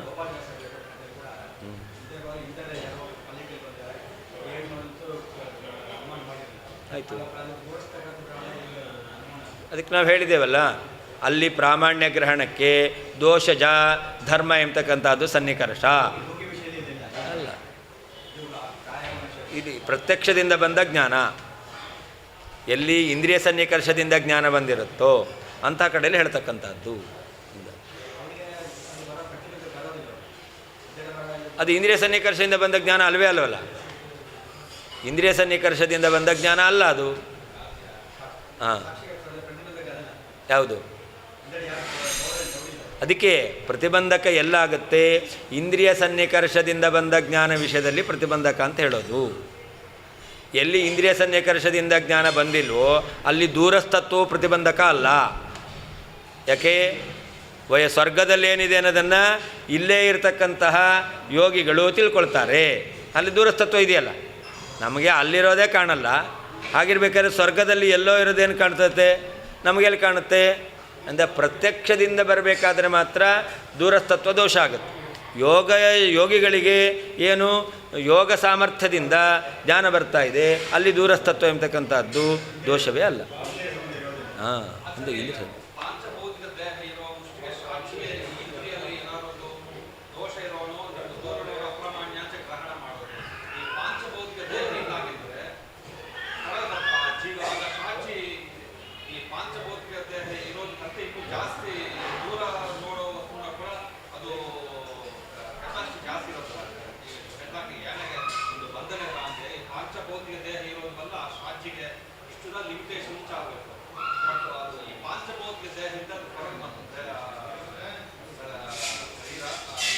ಆತ್ಮ ಸಾಕ್ಷಿಗೆ ಸಹಜವಾಗಿಯೇ ಒಂದು ಶಕ್ತಿ ಇರುತ್ತೆ, ಆಯಿತಾ. ಪಾಂಚಭೌತಿಕ ಶರೀರದಲ್ಲಿ ಇದ್ದರೂ ಕೂಡ ಸಾಕ್ಷಿಗೆ ಅಂತಹ ಸಾಮರ್ಥ್ಯ ಎಂಬತಕ್ಕಂಥದ್ದು ಇರುತ್ತೆ. ಪಾಂಚಭೌತಿಕ ಶರೀರದಲ್ಲಿದ್ದಾಗ ಅದರ ಶಕ್ತಿ ಕಡಿಮೆ, ಪಾಂಚಭೌತಿಕ ಶರೀರದಿಂದ ಹೊರಗೆ ಬಂದಾಗ ಅದರ ಸಾಮರ್ಥ್ಯ ಜಾಸ್ತಿ ಅಂತ ಹಾಗೇನಿಲ್ಲ. ಯಾವಾಗಲೂ ಆ ಸಾಕ್ಷಿಗೆ ಒಂದೇ ರೀತಿಯಾಗಿರ್ತಕ್ಕಂತಹ ಸಾಮರ್ಥ್ಯ ಎಂಬತಕ್ಕಂಥದ್ದಿದೆ. ಆ ಸಾಮರ್ಥ್ಯ ಒಂದೇ ರೀತಿಯಲ್ಲಿದ್ದರೂ ಕೂಡ ಪ್ರಕಟ ಆಗೋದಿದೆಯಲ್ಲ, ಅದು ಮಾತ್ರ ಭಗವಂತನ ಇಚ್ಛೆಯಿಂದ ಕೆಲವೊಂದು ಕಡೆ ಪೂರ್ಣ ಪ್ರಕಟ ಆಗುತ್ತೆ, ಕೆಲವು ಕಡೆ ಸ್ವಲ್ಪ ಸ್ವಲ್ಪ ಪ್ರಕಟ ಆಗುತ್ತೆ ಅಷ್ಟೆ, ಭಗವದಿಚ್ಛೆಯಿಂದ. ಆ ಸಾಕ್ಷಿಗಿರ್ತಕ್ಕಂಥ ಸಾಮರ್ಥ್ಯ ಅದು ಒಂದೇ ರೀತಿಯಲ್ಲಿರ್ತಕ್ಕಂಥದ್ದು. ಹೆಚ್ಚಾಯಿತು ಕಡಿಮೆ ಆಯಿತು ಅಂತ ಇಲ್ಲವೇ ಇಲ್ಲ. ಅದರ ಪ್ರಕಟ ಇದೆಯಲ್ಲ ಅದು ಮಾತ್ರ ಹೆಚ್ಚು ಕಡಿಮೆ ಆಗುತ್ತೆ, ಸಾಮರ್ಥ್ಯ ಒಂದೇ ರೀತಿ. ನಮಗೆ ಬಲ ಇದೆಯಲ್ಲ, ನಾನು 70 kg ಎತ್ತನೆ ಅಂದರೆ 70 kgನೇ ಎತ್ತೋದಷ್ಟೆ. ಆದರೆ ಈ 70 kg ಎತ್ತುವಂತಹ ಬಲವನ್ನು ಇದನ್ನು ಎತ್ತಲಿಕ್ಕೆ ಪ್ರಯೋಗ ಮಾಡಲ್ಲ. ಈ ವಸ್ತುವನ್ನು ಎತ್ತಬೇಕಾದರೆ ನನಗೆ 70 kg ಎತ್ತಲಿಕ್ಕೆ ಏನು ನಾನು ಬಲ ಪ್ರಯೋಗ ಮಾಡಬೇಕೋ ಆ ಬಲ ಪ್ರಯೋಗವನ್ನು ಇದನ್ನು ಎತ್ತಲಿಕ್ಕೆ ಮಾಡಲ್ಲ, ಅದು ದೇವರು ಮಾಡಿಸ್ತಾನೆ. ಇದನ್ನು ಎತ್ತಲಿಕ್ಕೆ ನಾವು ಅನಾಯಾಸವಾಗಿ ಎಷ್ಟು ಶಕ್ತಿ ಪ್ರಯೋಗ ಮಾಡಬೇಕೋ ಅಷ್ಟನ್ನು ಮಾತ್ರ ಮಾಡ್ತಾನೆ. ಅದೇ ಭಾರವಾಗಿರ್ತಕ್ಕಂಥದ್ದನ್ನು ಎತ್ತಬೇಕಾದರೆ ನಮ್ಮ ಶಕ್ತಿ ಜಾಸ್ತಿ ಪ್ರಯೋಗ ಮಾಡಬೇಕು, ಅದನ್ನು ಒಳಗಿರ್ತಕ್ಕಂಥ ಭಗವಂತ ಹಾಗೆ ಮಾಡಿಸ್ತಾನೆ. ಅಂದರೆ ನಮ್ಮಲ್ಲಿರ್ತಕ್ಕಂಥ ಶಕ್ತಿ ಅದು ಸಹಜವಾದದ್ದು. 70 kg ಎತ್ತಿನ 70, ಅದು ಕಮ್ಮಿ ಆಯಿತು ಕಡಿಮೆ ಆಯಿತು ಜಾಸ್ತಿ ಆಯಿತು ಅಂತ ಇಲ್ಲವೇ ಇಲ್ಲ. ಹಾಗೆ ಶಕ್ತಿಯು ಕೂಡ ಸಾಮರ್ಥ್ಯ ಎಂಬತಕ್ಕಂಥದ್ದು ಸಹಜವಾಗಿ ಇರುತ್ತೆ. ನದೀರುದ್ಧೇನ, ನದಿಯಿಂದ ತಡೆಯಲ್ಪಟ್ಟವನಿಂದ ನೌರಿವ ನೌಕೆಯಂತೆ ಕ್ವಾಪಿ ಕೆಲವೊಂದು ಸಂದರ್ಭದಲ್ಲಿ ನಿರೋಧ ಮಾತ್ರ ನಾಶಾಯ ಪ್ರತಿಬಂಧಕವಾಗಿರ್ತಕ್ಕಂಥದ್ದ ಅಂದರೆ ತಡೆಯ ನಾಶಕ್ಕೋಸ್ಕರ ಪರೀಕ್ಷಾ ವಿಮರ್ಶೆಯು ಸಾಕ್ಷಿಣ ಸಾಕ್ಷಿಯಿಂದ ಅಪೇಕ್ಷಿಸಲ್ಪಡುತ್ತದೆ. ತದಭಾವೇ ಪ್ರತಿಬಂಧಕ ಎಂಬತಕ್ಕಂಥದ್ದು ಇಲ್ಲದೇ ಇದ್ದಾಗ ಸಾಕ್ಷಿಯು ಸ್ವಯಂ ತಾನಾಗಿಯೇ ಪಟುಹು ಪ್ರಾಮಾಣ್ಯವನ್ನು ಗ್ರಹಣ ಮಾಡಲಿಕ್ಕೆ ಸಮರ್ಥವಾಗಿದೆ. ರಾಜಪಥೆ ರಾಜಮಾರ್ಗದಲ್ಲಿ ಗಂತ್ರ ನಡೆಯುವವನಿಂದ ಗಮನೆ ನಡೆಯುವಂತಹ ವಿಷಯದಲ್ಲಿ ನೌಕೆಯು ನಹಿ ಅಪೇಕ್ಷಿಸಲ್ಪಡುವುದಿಲ್ಲ. ನದೀರುದ್ಧೇನ ನದಿ ಎಂಬತಕ್ಕಂತಹ ಪ್ರತಿಬಂಧಕದಿಂದ ತಡೆಯಲ್ಪಟ್ಟವನಿಂದ ನೌರಿವ ನೌಕೆಯಂತೆ ಕ್ವಾಪಿ ಕೆಲವೊಂದು ಸಂದರ್ಭದಲ್ಲಿ ನಿರೋಧ ಮಾತ್ರ ನಾಶಾಯ ಪ್ರತಿಬಂಧಕವಾಗಿರ್ತಕ್ಕಂಥ ಜ್ಞಾನಕ್ಕೆ ಪ್ರಾಮಾಣ್ಯವನ್ನು ಗ್ರಹಣ ಮಾಡಲಿಕ್ಕೆ ಪ್ರತಿಬಂಧಕವಾಗಿರ್ತಕ್ಕಂಥ ನಾಶಕ್ಕೋಸ್ಕರ ವಿಮರ್ಶೆಯು ಸಾಕ್ಷಿಯಿಂದ ಅಪೇಕ್ಷಿಸಲ್ಪಡುತ್ತದೆ. ತದಭಾವೇ ಪ್ರತಿಬಂಧಕ ಎಂಬತಕ್ಕಂಥದ್ದು ಇಲ್ಲದೇ ಇದ್ದಾಗ ಸಾಕ್ಷಿಯು ಸ್ವಯಂ ತಾನಾಗಿಯೇ ಪಟುಹು ಪ್ರಾಮಾಣ್ಯವನ್ನು ಗ್ರಹಣ ಮಾಡಲಿಕ್ಕೆ ಸಮರ್ಥವಾಗಿದೆ. ರಾಜಪಥೆ ರಾಜಮಾರ್ಗದಲ್ಲಿ ಗಂತ್ರ ನಡೆಯುವವನಿಂದ ಗಮನೆ ನಡೆಯುವಂತಹ ವಿಷಯದಲ್ಲಿ ನೌಕೆಯು ನಹಿ ಅಪೇಕ್ಷಿಸಲ್ಪಡುವುದಿಲ್ಲ. ನಿರೋಧ ನಾಶ ಮಾತ್ರಾಯ ಅಂದರೆ ನಿರೋಧಕ ದೋಷ ಶಂಕಾ ನಿರಾಸಮಾತ್ರಾಯ ನತು ಪ್ರಾಮಾಣ್ಯ ನಿಶ್ಚಯಾಯ ಇತ್ಯರ್ಥಃ ಅಂತ. ಅಲ್ಲಿ ಸಾಕ್ಷಿಯು ನಿರೋಧ ಮಾತ್ರ ನಾಶಾಯ ಪರೀಕ್ಷಾಂ ಅಪೇಕ್ಷತೆ. ಸಾಕ್ಷಿಗೆ ನಿರೋಧ ಯಾವುದಿದೆಯೋ ಅದನ್ನು ದೂರ ಮಾಡಿಕೊಳ್ಳಿಕ್ಕೆ ಪರೀಕ್ಷಾ ಬೇಕು ಅಂತಂದರು. ಆ ನಿರೋಧ ನಾಶ ಮಾತ್ರ ನಾಶಾಯ ಅಂದಕ್ಕೇನರ್ಥ? ನಿರೋಧಕ ದೋಷ ಶಂಕ. ಪ್ರತಿಬಂಧಕವಾದದ್ದು ಯಾವುದು? ದೋಷ ಇದೆ ಎಂಬತಕ್ಕಂತಹ ಸಂದೇಹ. ಆ ದೋಷ ಇದೆ ಎಂಬತಕ್ಕಂಥ ಸಂದೇಹ ನಿರಾಸ ಮಾಡಲಿಕ್ಕೋಸ್ಕರ ಯಾವುದು ಬೇಕು? ಪರೀಕ್ಷೆ ಬೇಕು. ಮತ್ತು ಯಾವುದಕ್ಕೆ ಬೇಕಾಗಿಲ್ಲ?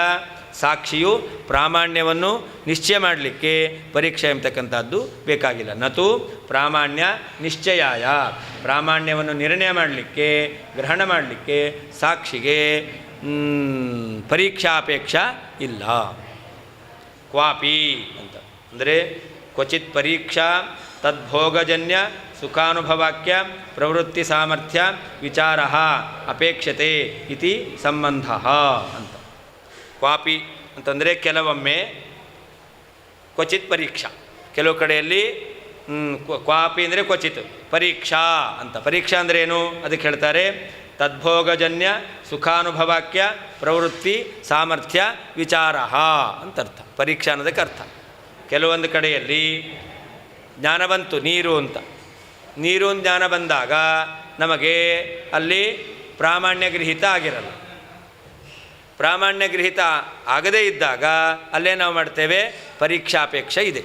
ಏನು ಪರೀಕ್ಷಾ ಅಂತಂದರೆ ನೀರು ಕುಡಿತೇವೆ, ಭೋಗ ಆಯಿತು, ಅದೇ ಆ ಭೋಗಜನ್ಯವಾಗಿರ್ತಕ್ಕಂಥ ಸುಖಾನುಭವ, ನೀರಿಡಿಕೆ ಎಂಬತಕ್ಕಂಥದ್ದು ಹೋಯಿತು, ಸುಖ ಆಯಿತು. ಆ ಸುಖಾನುಭವ ಎಂಬತಕ್ಕಂಥದ್ದೇ ಪ್ರವೃತ್ತಿ. ಅಂತಹ ಪ್ರವೃತ್ತಿಯ ಒಂದು ವಿಶೇಷವಾಗಿರ್ತಕ್ಕಂತಹ ಶಕ್ತಿ, ಅದನ್ನೇ ವಿಚಾರ ಅಂತ ಹೇಳ್ತಾರೆ. ಪರೀಕ್ಷಾ ಅಂದರೆ ಏನರ್ಥ? ನೀರು ಅಂತೂ ಜ್ಞಾನ ಬಂತು, ಆಮೇಲೆ ಅದು ನೀರು ಹೌದೋ ಅಲ್ಲೋ ಅಂತ ಸಂದೇಹ ಬಂತು. ಆ ನೀರು ಹೌದೋ ಅಲ್ಲೋ ಅಂತ ಸಂದೇಹ ಬಂದಾಗ ಹತ್ತಿರಕ್ಕೆ ಹೋಗ್ತೇವೆ, ಲೋಟದಲ್ಲಿ ತೊಗೊಳ್ತೇವೆ, ಕುಡಿತೇವೆ, ಬಾಯಾರಿಕೆ ಹೋಯಿತು. ಆಮೇಲೆ ಏನಾದರೂ ಡೌಟ್ ಇದೆಯಾ? ಅದು ನೀರು ಅಂತ. ಇದನ್ನೇ ಪರೀಕ್ಷಾ ಅಂತ ಹೇಳ್ತಾರೆ. ಅದರಿಂದ ಭೋಗಜನ್ಯ ಸುಖಾನುಭವಾಖ್ಯ ಪ್ರವೃತ್ತಿ ಸಾಮರ್ಥ್ಯ ವಿಚಾರ ಅಂತ. ಆ ವಸ್ತುವಿನ ಭೋಗದಿಂದ ಬಂದಿರತಕ್ಕಂತಹ ಸುಖಾನುಭವ, ಆ ಸುಖಾನುಭವ ಎಂಬತಕ್ಕಂಥದ್ದೇ ಪ್ರವೃತ್ತಿ. ಇದನ್ನೇ ವಿಚಾರ, ಇದನ್ನೇ ಪರೀಕ್ಷೆ ಎಂಬುದಾಗಿ ಹೇಳ್ತಾರೆ. ತತ್ರ ದೃಷ್ಟಾಂತಹ ಪರೀಕ್ಷಾಪೇಕ್ಷೆಯಲ್ಲಿ ಸಾಕ್ಷಿಗೆ ಅಂತಂದರೆ ಅದಕ್ಕೆ ಉದಾಹರಣೆ ಕೊಡ್ತಾರೆ. ನದೀರುದ್ಧೇನ ಇತಿ. ನದೀರುದ್ಧೇನ ಗ್ರಾಮಂ ಜಿಗಮಿಷಿತ ಪುರುಷೇಣ ನೌರಿವ ಇತಿ ಅಂತ. ಗ್ರಾಮವನ್ನು ಕುರಿತು ಹೋಗಬೇಕು ಅಂತ ಅಪೇಕ್ಷೆ ಇದೆ, ನದಿ ಎಂಬತಕ್ಕಂಥದ್ದು ಅಡ್ಡ ಬಂದಿದೆ. ಅಂತಹ ವ್ಯಕ್ತಿ ನೌಕೆಯನ್ನು ಅಪೇಕ್ಷೆ ಪಡ್ತಾನೆ. ಹಾಗಾದರೆ ಈ ವ್ಯಕ್ತಿಗೆ ನಡಿಬೇಕು ಅಂತಂದರೆ ನೌಕೆ ಬೇಕು ಅಂತ ಅರ್ಥನ ಇಲ್ಲ. ಯಾಕೆ? ನದಿ ಪ್ರತಿಬಂಧಕವಾಗಿರೋದ್ರಿಂದ ಪ್ರತಿಬಂಧಕವಾದ ನದಿಯನ್ನು ದಾಟಲಿಕ್ಕೋಸ್ಕರ ನೌಕೆಯ ಅಪೇಕ್ಷೆ ಇದೆ ವಿನಃ ಅವನಿಗೆ ನೌಕೆ ಇದ್ದರೆ ಮಾತ್ರ ನಡಿಲಿಕ್ಕಾಗತ್ತೆ ಅಂತಿಲ್ಲ.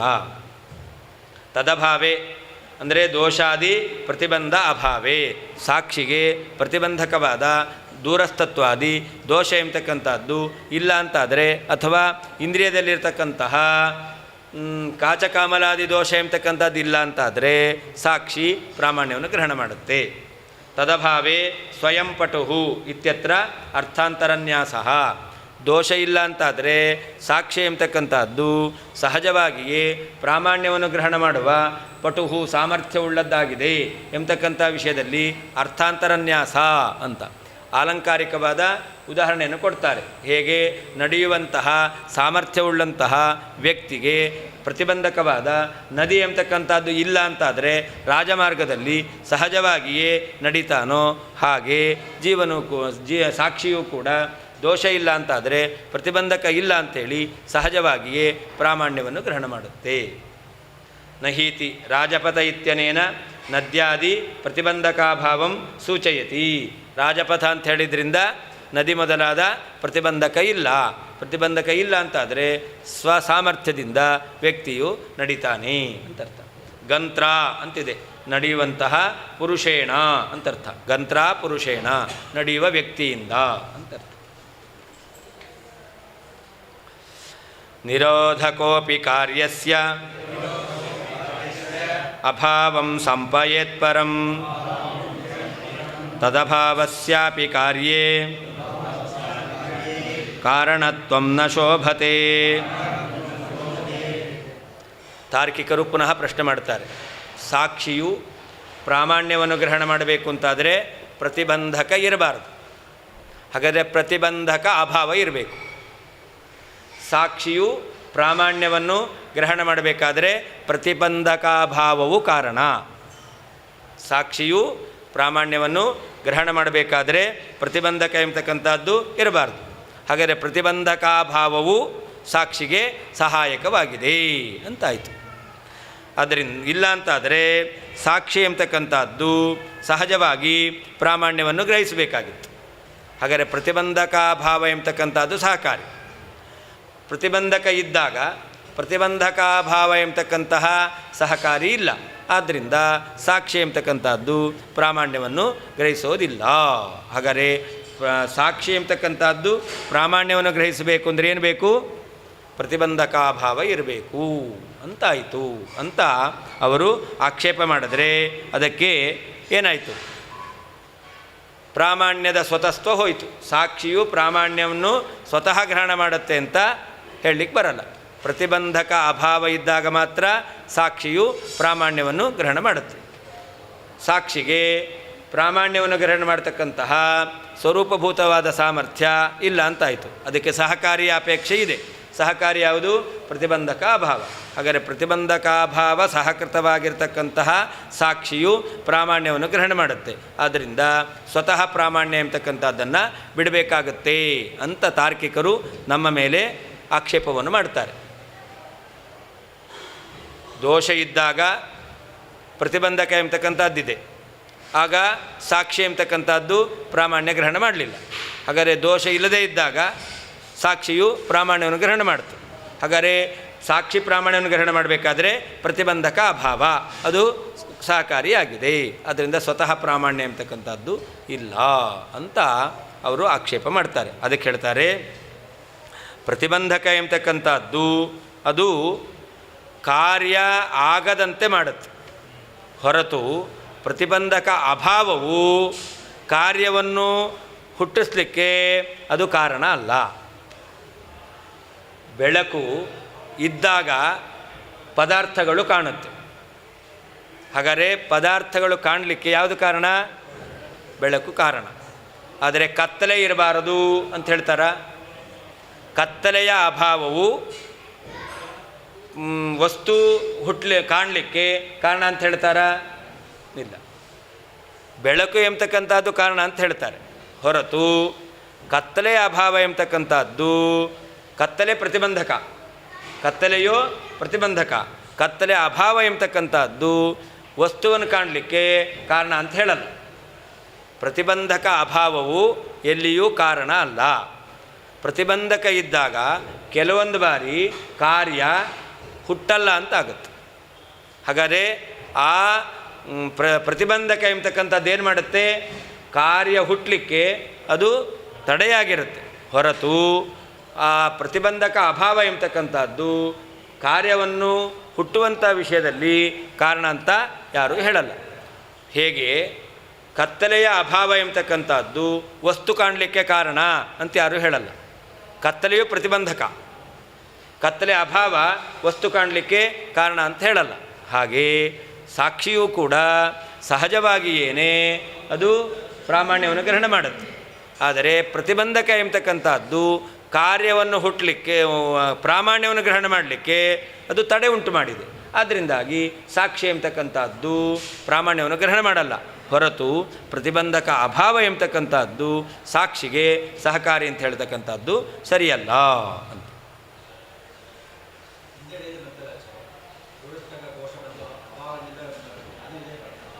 ಏನು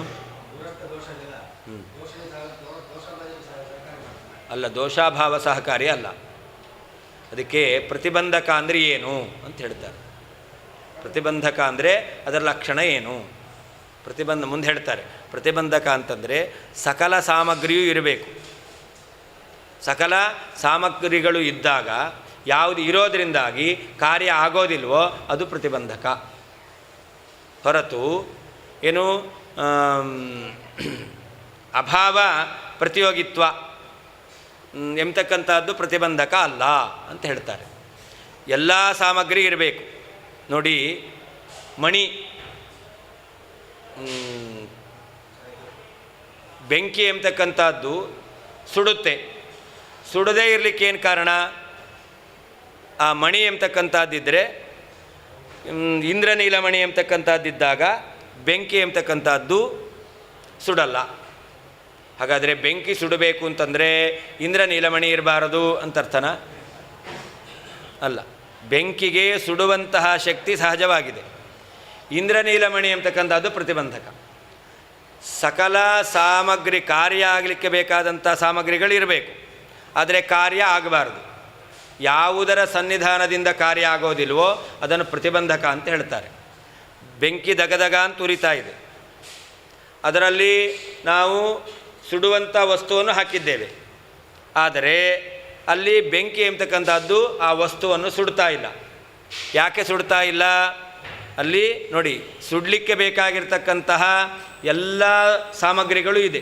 ಸುಡಬೇಕು ಅಂದರೆ ದಗದಗ ಅಂತ ಉರಿತಾ ಇರಬೇಕು, ಅದರಲ್ಲಿ ವಸ್ತುವನ್ನು ಹಾಕಬೇಕು, ಆಗ ಅದು ಸುಡುತ್ತೆ. ಹಾಗಾದರೆ ಇಲ್ಲಿ ದಗದಗ ಅಂತ ಉರಿತಾ ಇದೆ, ವಸ್ತುವನ್ನು ಹಾಕಿದ್ದೇವೆ, ಹಾಗಾದರೆ ಸುಡಬೇಕಾಗಿತ್ತು. ಹಾಗಾದರೆ ಸುಡಲಿಕ್ಕೆ ಬೇಕಾಗಿರ್ತಕ್ಕಂಥದ್ದು ಇದು ಸಾಮಗ್ರಿ. ಈ ಸಾಮಗ್ರಿ ಇದ್ದಾಗ ಯಾವುದು ಇರೋದರಿಂದ ಸುಡುವಿಕೆ ಎಂಬತಕ್ಕಂತಹ ಕಾರ್ಯ ಆಗಲ್ವ? ಸುಡುವಿಕೆ ಕಾರ್ಯ ಯಾವಾಗ ಆಗಲ್ಲ? ಇಂದ್ರನೀಲಮಣಿ ಇದ್ದಾಗ, ಬೆಂಕಿಯಲ್ಲಿ ಇಂದ್ರನೀಲಮಣಿ ಇದ್ದಾಗ ದಗದಗ ಉರಿತಾ ಇದೆ, ಅದರಲ್ಲಿ ನಾವು ವಸ್ತುವನ್ನು ಹಾಕಿದ್ದೇವೆ, ಆದರೂ ಕೂಡ ಅಲ್ಲಿ ಸುಡುವಿಕೆ ಎಂಬತಕ್ಕಂಥದ್ದಿಲ್ಲ. ಅದರಿಂದ ಇದನ್ನು ಸಾಮಗ್ರಿ ಇದ್ದಾಗ ಯಾವುದು ಇರುವುದರಿಂದಾಗಿ ಕಾರ್ಯ ಎಂಬತಕ್ಕಂಥದ್ದಾಗ್ತಾ ಇಲ್ವೋ ಅದನ್ನು ಪ್ರತಿಬಂಧಕ ಅಂತ ಹೇಳ್ತಾರೆ. ಅದರಿಂದ ಇದು ಪ್ರತಿಬಂಧಕ. ಹೊರತು ಬೆಂಕಿಯು ಸುಡಬೇಕು ಅಂತಾದರೆ ಮಣ್ಯಭಾವ ಎಂಬತಕ್ಕಂಥದ್ದು ಕಾರಣ ಅಂತ ಹೇಳ್ತಾರಾ? ಯಾರೂ ಹೇಳಲ್ಲ. ಬೆಂಕಿಗೆ ಸಹಜವಾದಂಥ ಸುಡುವಂಥ ಶಕ್ತಿ ಇದೆ, ಮಣಿ ಇದ್ದಾಗ ಅದು ಪ್ರತಿಬಂಧಕ ಆಗುತ್ತೆ. ಹಾಗೆ ಸಾಕ್ಷಿಗೂ ಕೂಡ ಸಹಜವಾಗಿ ಪ್ರಾಮಾಣ್ಯವನ್ನು ಗ್ರಹಣ ಮಾಡ್ತಕ್ಕಂಥ ಶಕ್ತಿ ಇದೆ. ಎಲ್ಲಿ ದೋಷ ಎಂಬತಕ್ಕಂಥದ್ದಿರುತ್ತೋ ಅದು ಪ್ರತಿಬಂಧಕ ಆಗಿರುತ್ತಷ್ಟೇ ಹೊರತು ದೋಷಾಭಾವ ಎಂಬತಕ್ಕಂಥದ್ದು ಕಾರ್ಯವನ್ನು ಉತ್ಪತ್ತಿ ಮಾಡಲಿಕ್ಕೆ ಅದು ಕಾರಣ ಅಂತ ಹೇಳಬಾರದು. ಅದಕ್ಕೆ ಪುನಃ ಹೇಳ್ತಾರೆ, ಒಂದು ವೇಳೆ ಅಭಾವ ಪ್ರತಿಯೋಗಿತ್ವ ಎಂಬತಕ್ಕಂಥದ್ದು ನೀವು ಪ್ರತಿಬಂಧಕ ಅಂತ ಹೇಳ್ತೀರಾ ಅಂತಂದರೆ ಅದಕ್ಕೆ ಏನು ದೋಷ ಬರುತ್ತೆ ಅಂತ ಪುನಃ ಆ ತಾರ್ಕಿಕರು ಹೇಳುವಂಥ ಲಕ್ಷಣ ಅದು ಸರಿಯಲ್ಲ ಅಂತ ನಿರಾಕರಣೆ ಮಾಡ್ತಾರೆ. ಕಾರಣೀಭೂತ ಅಭಾವ ಪ್ರತಿಯೋಗಿತ್ವ ಅಂತ. ಈಗ ಕಾರಣೀಭೂತ ಅಭಾವ ಅಂದರೆ ಯಾವುದು? ದೋಷಾಭಾವವು ಕಾರಣೀಭೂತ ಅಭಾವ.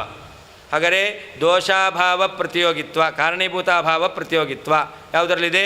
ದೋಷದಲ್ಲಿದೆ. ಇದೇ ಪ್ರತಿಬಂಧಕ ಅಂತ ಅವರು ಹೇಳ್ತಾರೆ.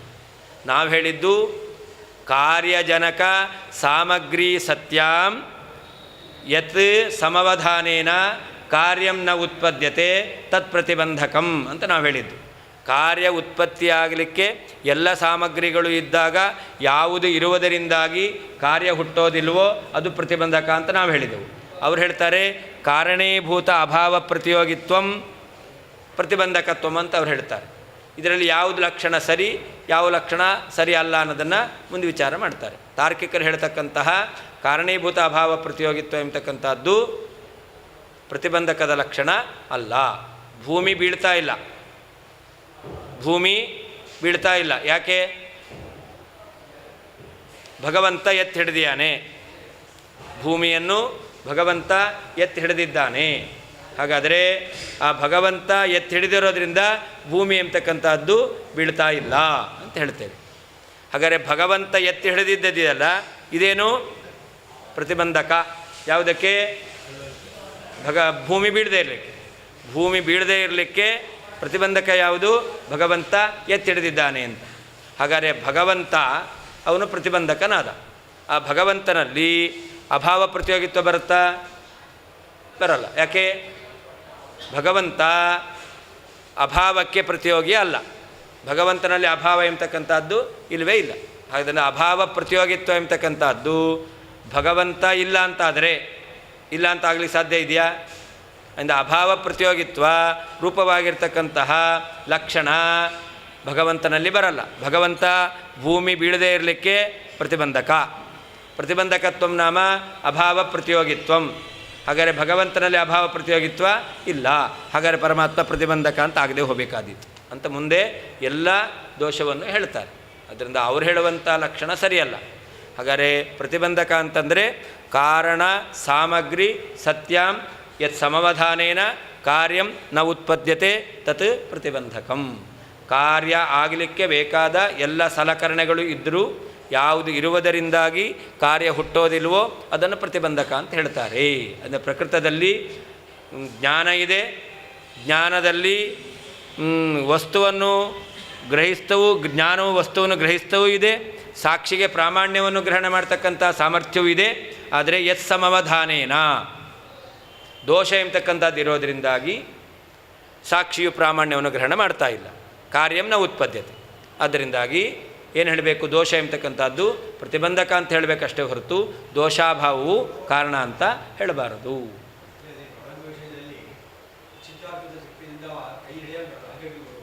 ಏನು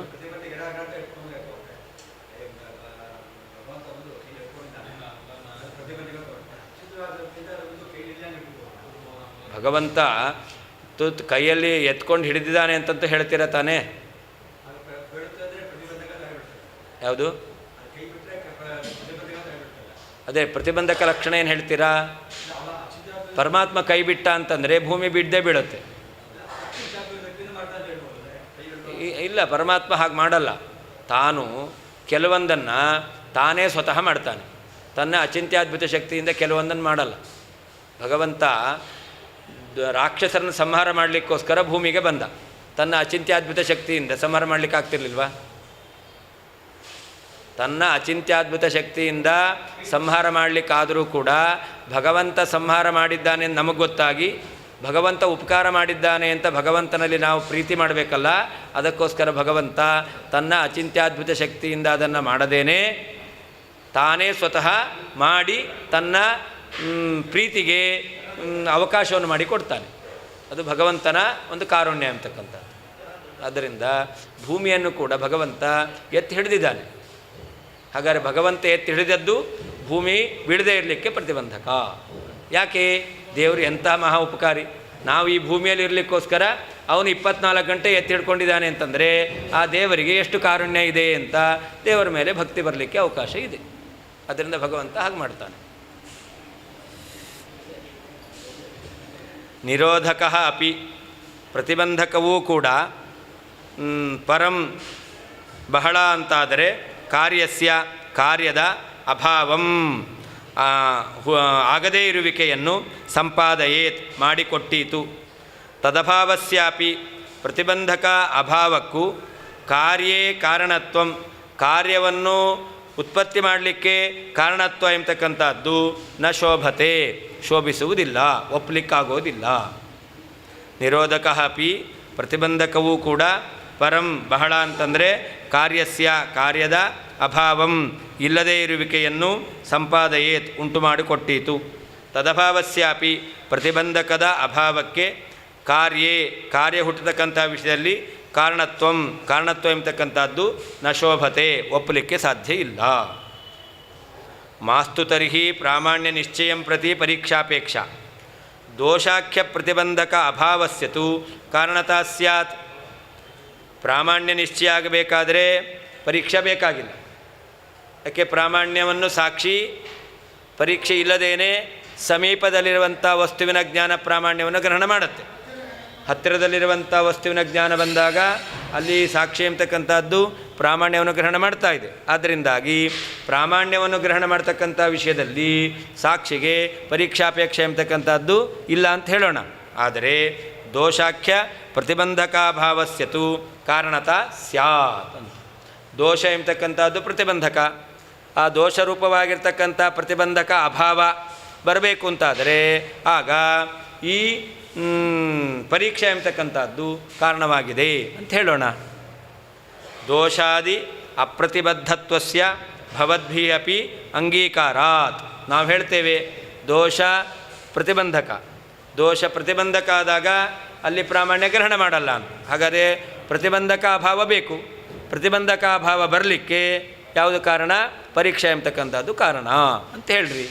ಕಾರಣೀಭೂತವಾದ ಪ್ರಾಮಾಣ್ಯವನ್ನು ಗ್ರಹಣ ಮಾಡಲಿಕ್ಕೆ ಕಾರಣವಾಗಿರ್ತಕ್ಕಂತಹ ಪ್ರತಿಬಂಧಕಾಭಾವ, ಅದಕ್ಕೆ ಕಾರಣವಾದದ್ದು ಪರೀಕ್ಷಾ ಅಂತ ಹೇಳ್ರಿ ಅಂತ ತಾರ್ಕಿಕರು ನಮಗೆ ಆಕ್ಷೇಪ ಮಾಡ್ತಾರೆ. ಅದಕ್ಕೆ ಹೇಳ್ತೇವೆ ಕಾರ್ಯಸ್ಯ ಅಭಾವಂ ಸಂಪಾದಯೇತ್. ಪ್ರತಿಬಂಧಕ ಎಂಬತಕ್ಕಂಥದ್ದು ಕಾರ್ಯ ಆಗದ ಹಾಗೆ ಮಾಡುತ್ತಷ್ಟೇ ಹೊರತು ಪ್ರತಿಬಂಧಕಾಭಾವವು ಕಾರಣ ಅಲ್ಲ. ಕಾರ್ಯಸ್ಯ ಅಂದರೆ ಪ್ರಾಮಾಣ್ಯ ನಿಶ್ಚಯ ರೂಪಸ್ಯ ಅಂತ. ಪ್ರಕೃತದಲ್ಲಿ ದೋಷ ಎಂಬತಕ್ಕಂತಹ ಪ್ರತಿಬಂಧಕವು ಪ್ರಾಮಾಣ್ಯ ನಿಶ್ಚಯ ಎಂಬತಕ್ಕಂಥ ಕಾರ್ಯಕ್ಕೆ ಅದು ಉತ್ಪತ್ತಿ ಆಗದೇ ಇರಲಿಕ್ಕೆ ಕಾರಣವಾಗಿರುತ್ತೆ, ಉತ್ಪತ್ತಿ ಆಗದ ಹಾಗೆ ಮಾಡುತ್ತೆ. ತದಭಾವಸ್ಯಾಪಿ ಅಂತಂದರೆ ಪ್ರತಿಬಂಧಕ ಅಭಾವಸ್ಯಾಪಿ, ಪ್ರತಿಬಂಧಕಾಭಾವ ಎಂಬತಕ್ಕಂಥದ್ದು ಕಾರಣ ಅಂತ ವಿವೇಕಿಗಳು ಒಪ್ಪೋದಿಲ್ಲ. ಸರಿಯಾಗಿ ವಿಚಾರ ಮಾಡದೇ ಇರತಕ್ಕಂಥವರು ಪ್ರತಿಬಂಧಕಾಭಾವವನ್ನು ಕೂಡ ಕಾರ್ಯದ ಉತ್ಪತ್ತಿಯಲ್ಲಿ ಕಾರಣ ಅಂತ ಹೇಳ್ಬೋದು. ಯಾರು? ವಿಚಾರ ಮಾಡದೇ ಇರತಕ್ಕಂಥವ್ರು. ವಿಚಾರವಾದಿ ಸರಿಯಾಗಿ ವಿಚಾರ ಮಾಡಿ ತೀರ್ಮಾನ ಮಾಡ್ತಕ್ಕಂಥವರು ಪ್ರತಿಬಂಧಕಾಭಾವವನ್ನು ಕಾರಣ ಅಂತ ಹೇಳೋದಿಲ್ಲ. 10 ನಿಮಿಷ ಬಿಟ್ಟು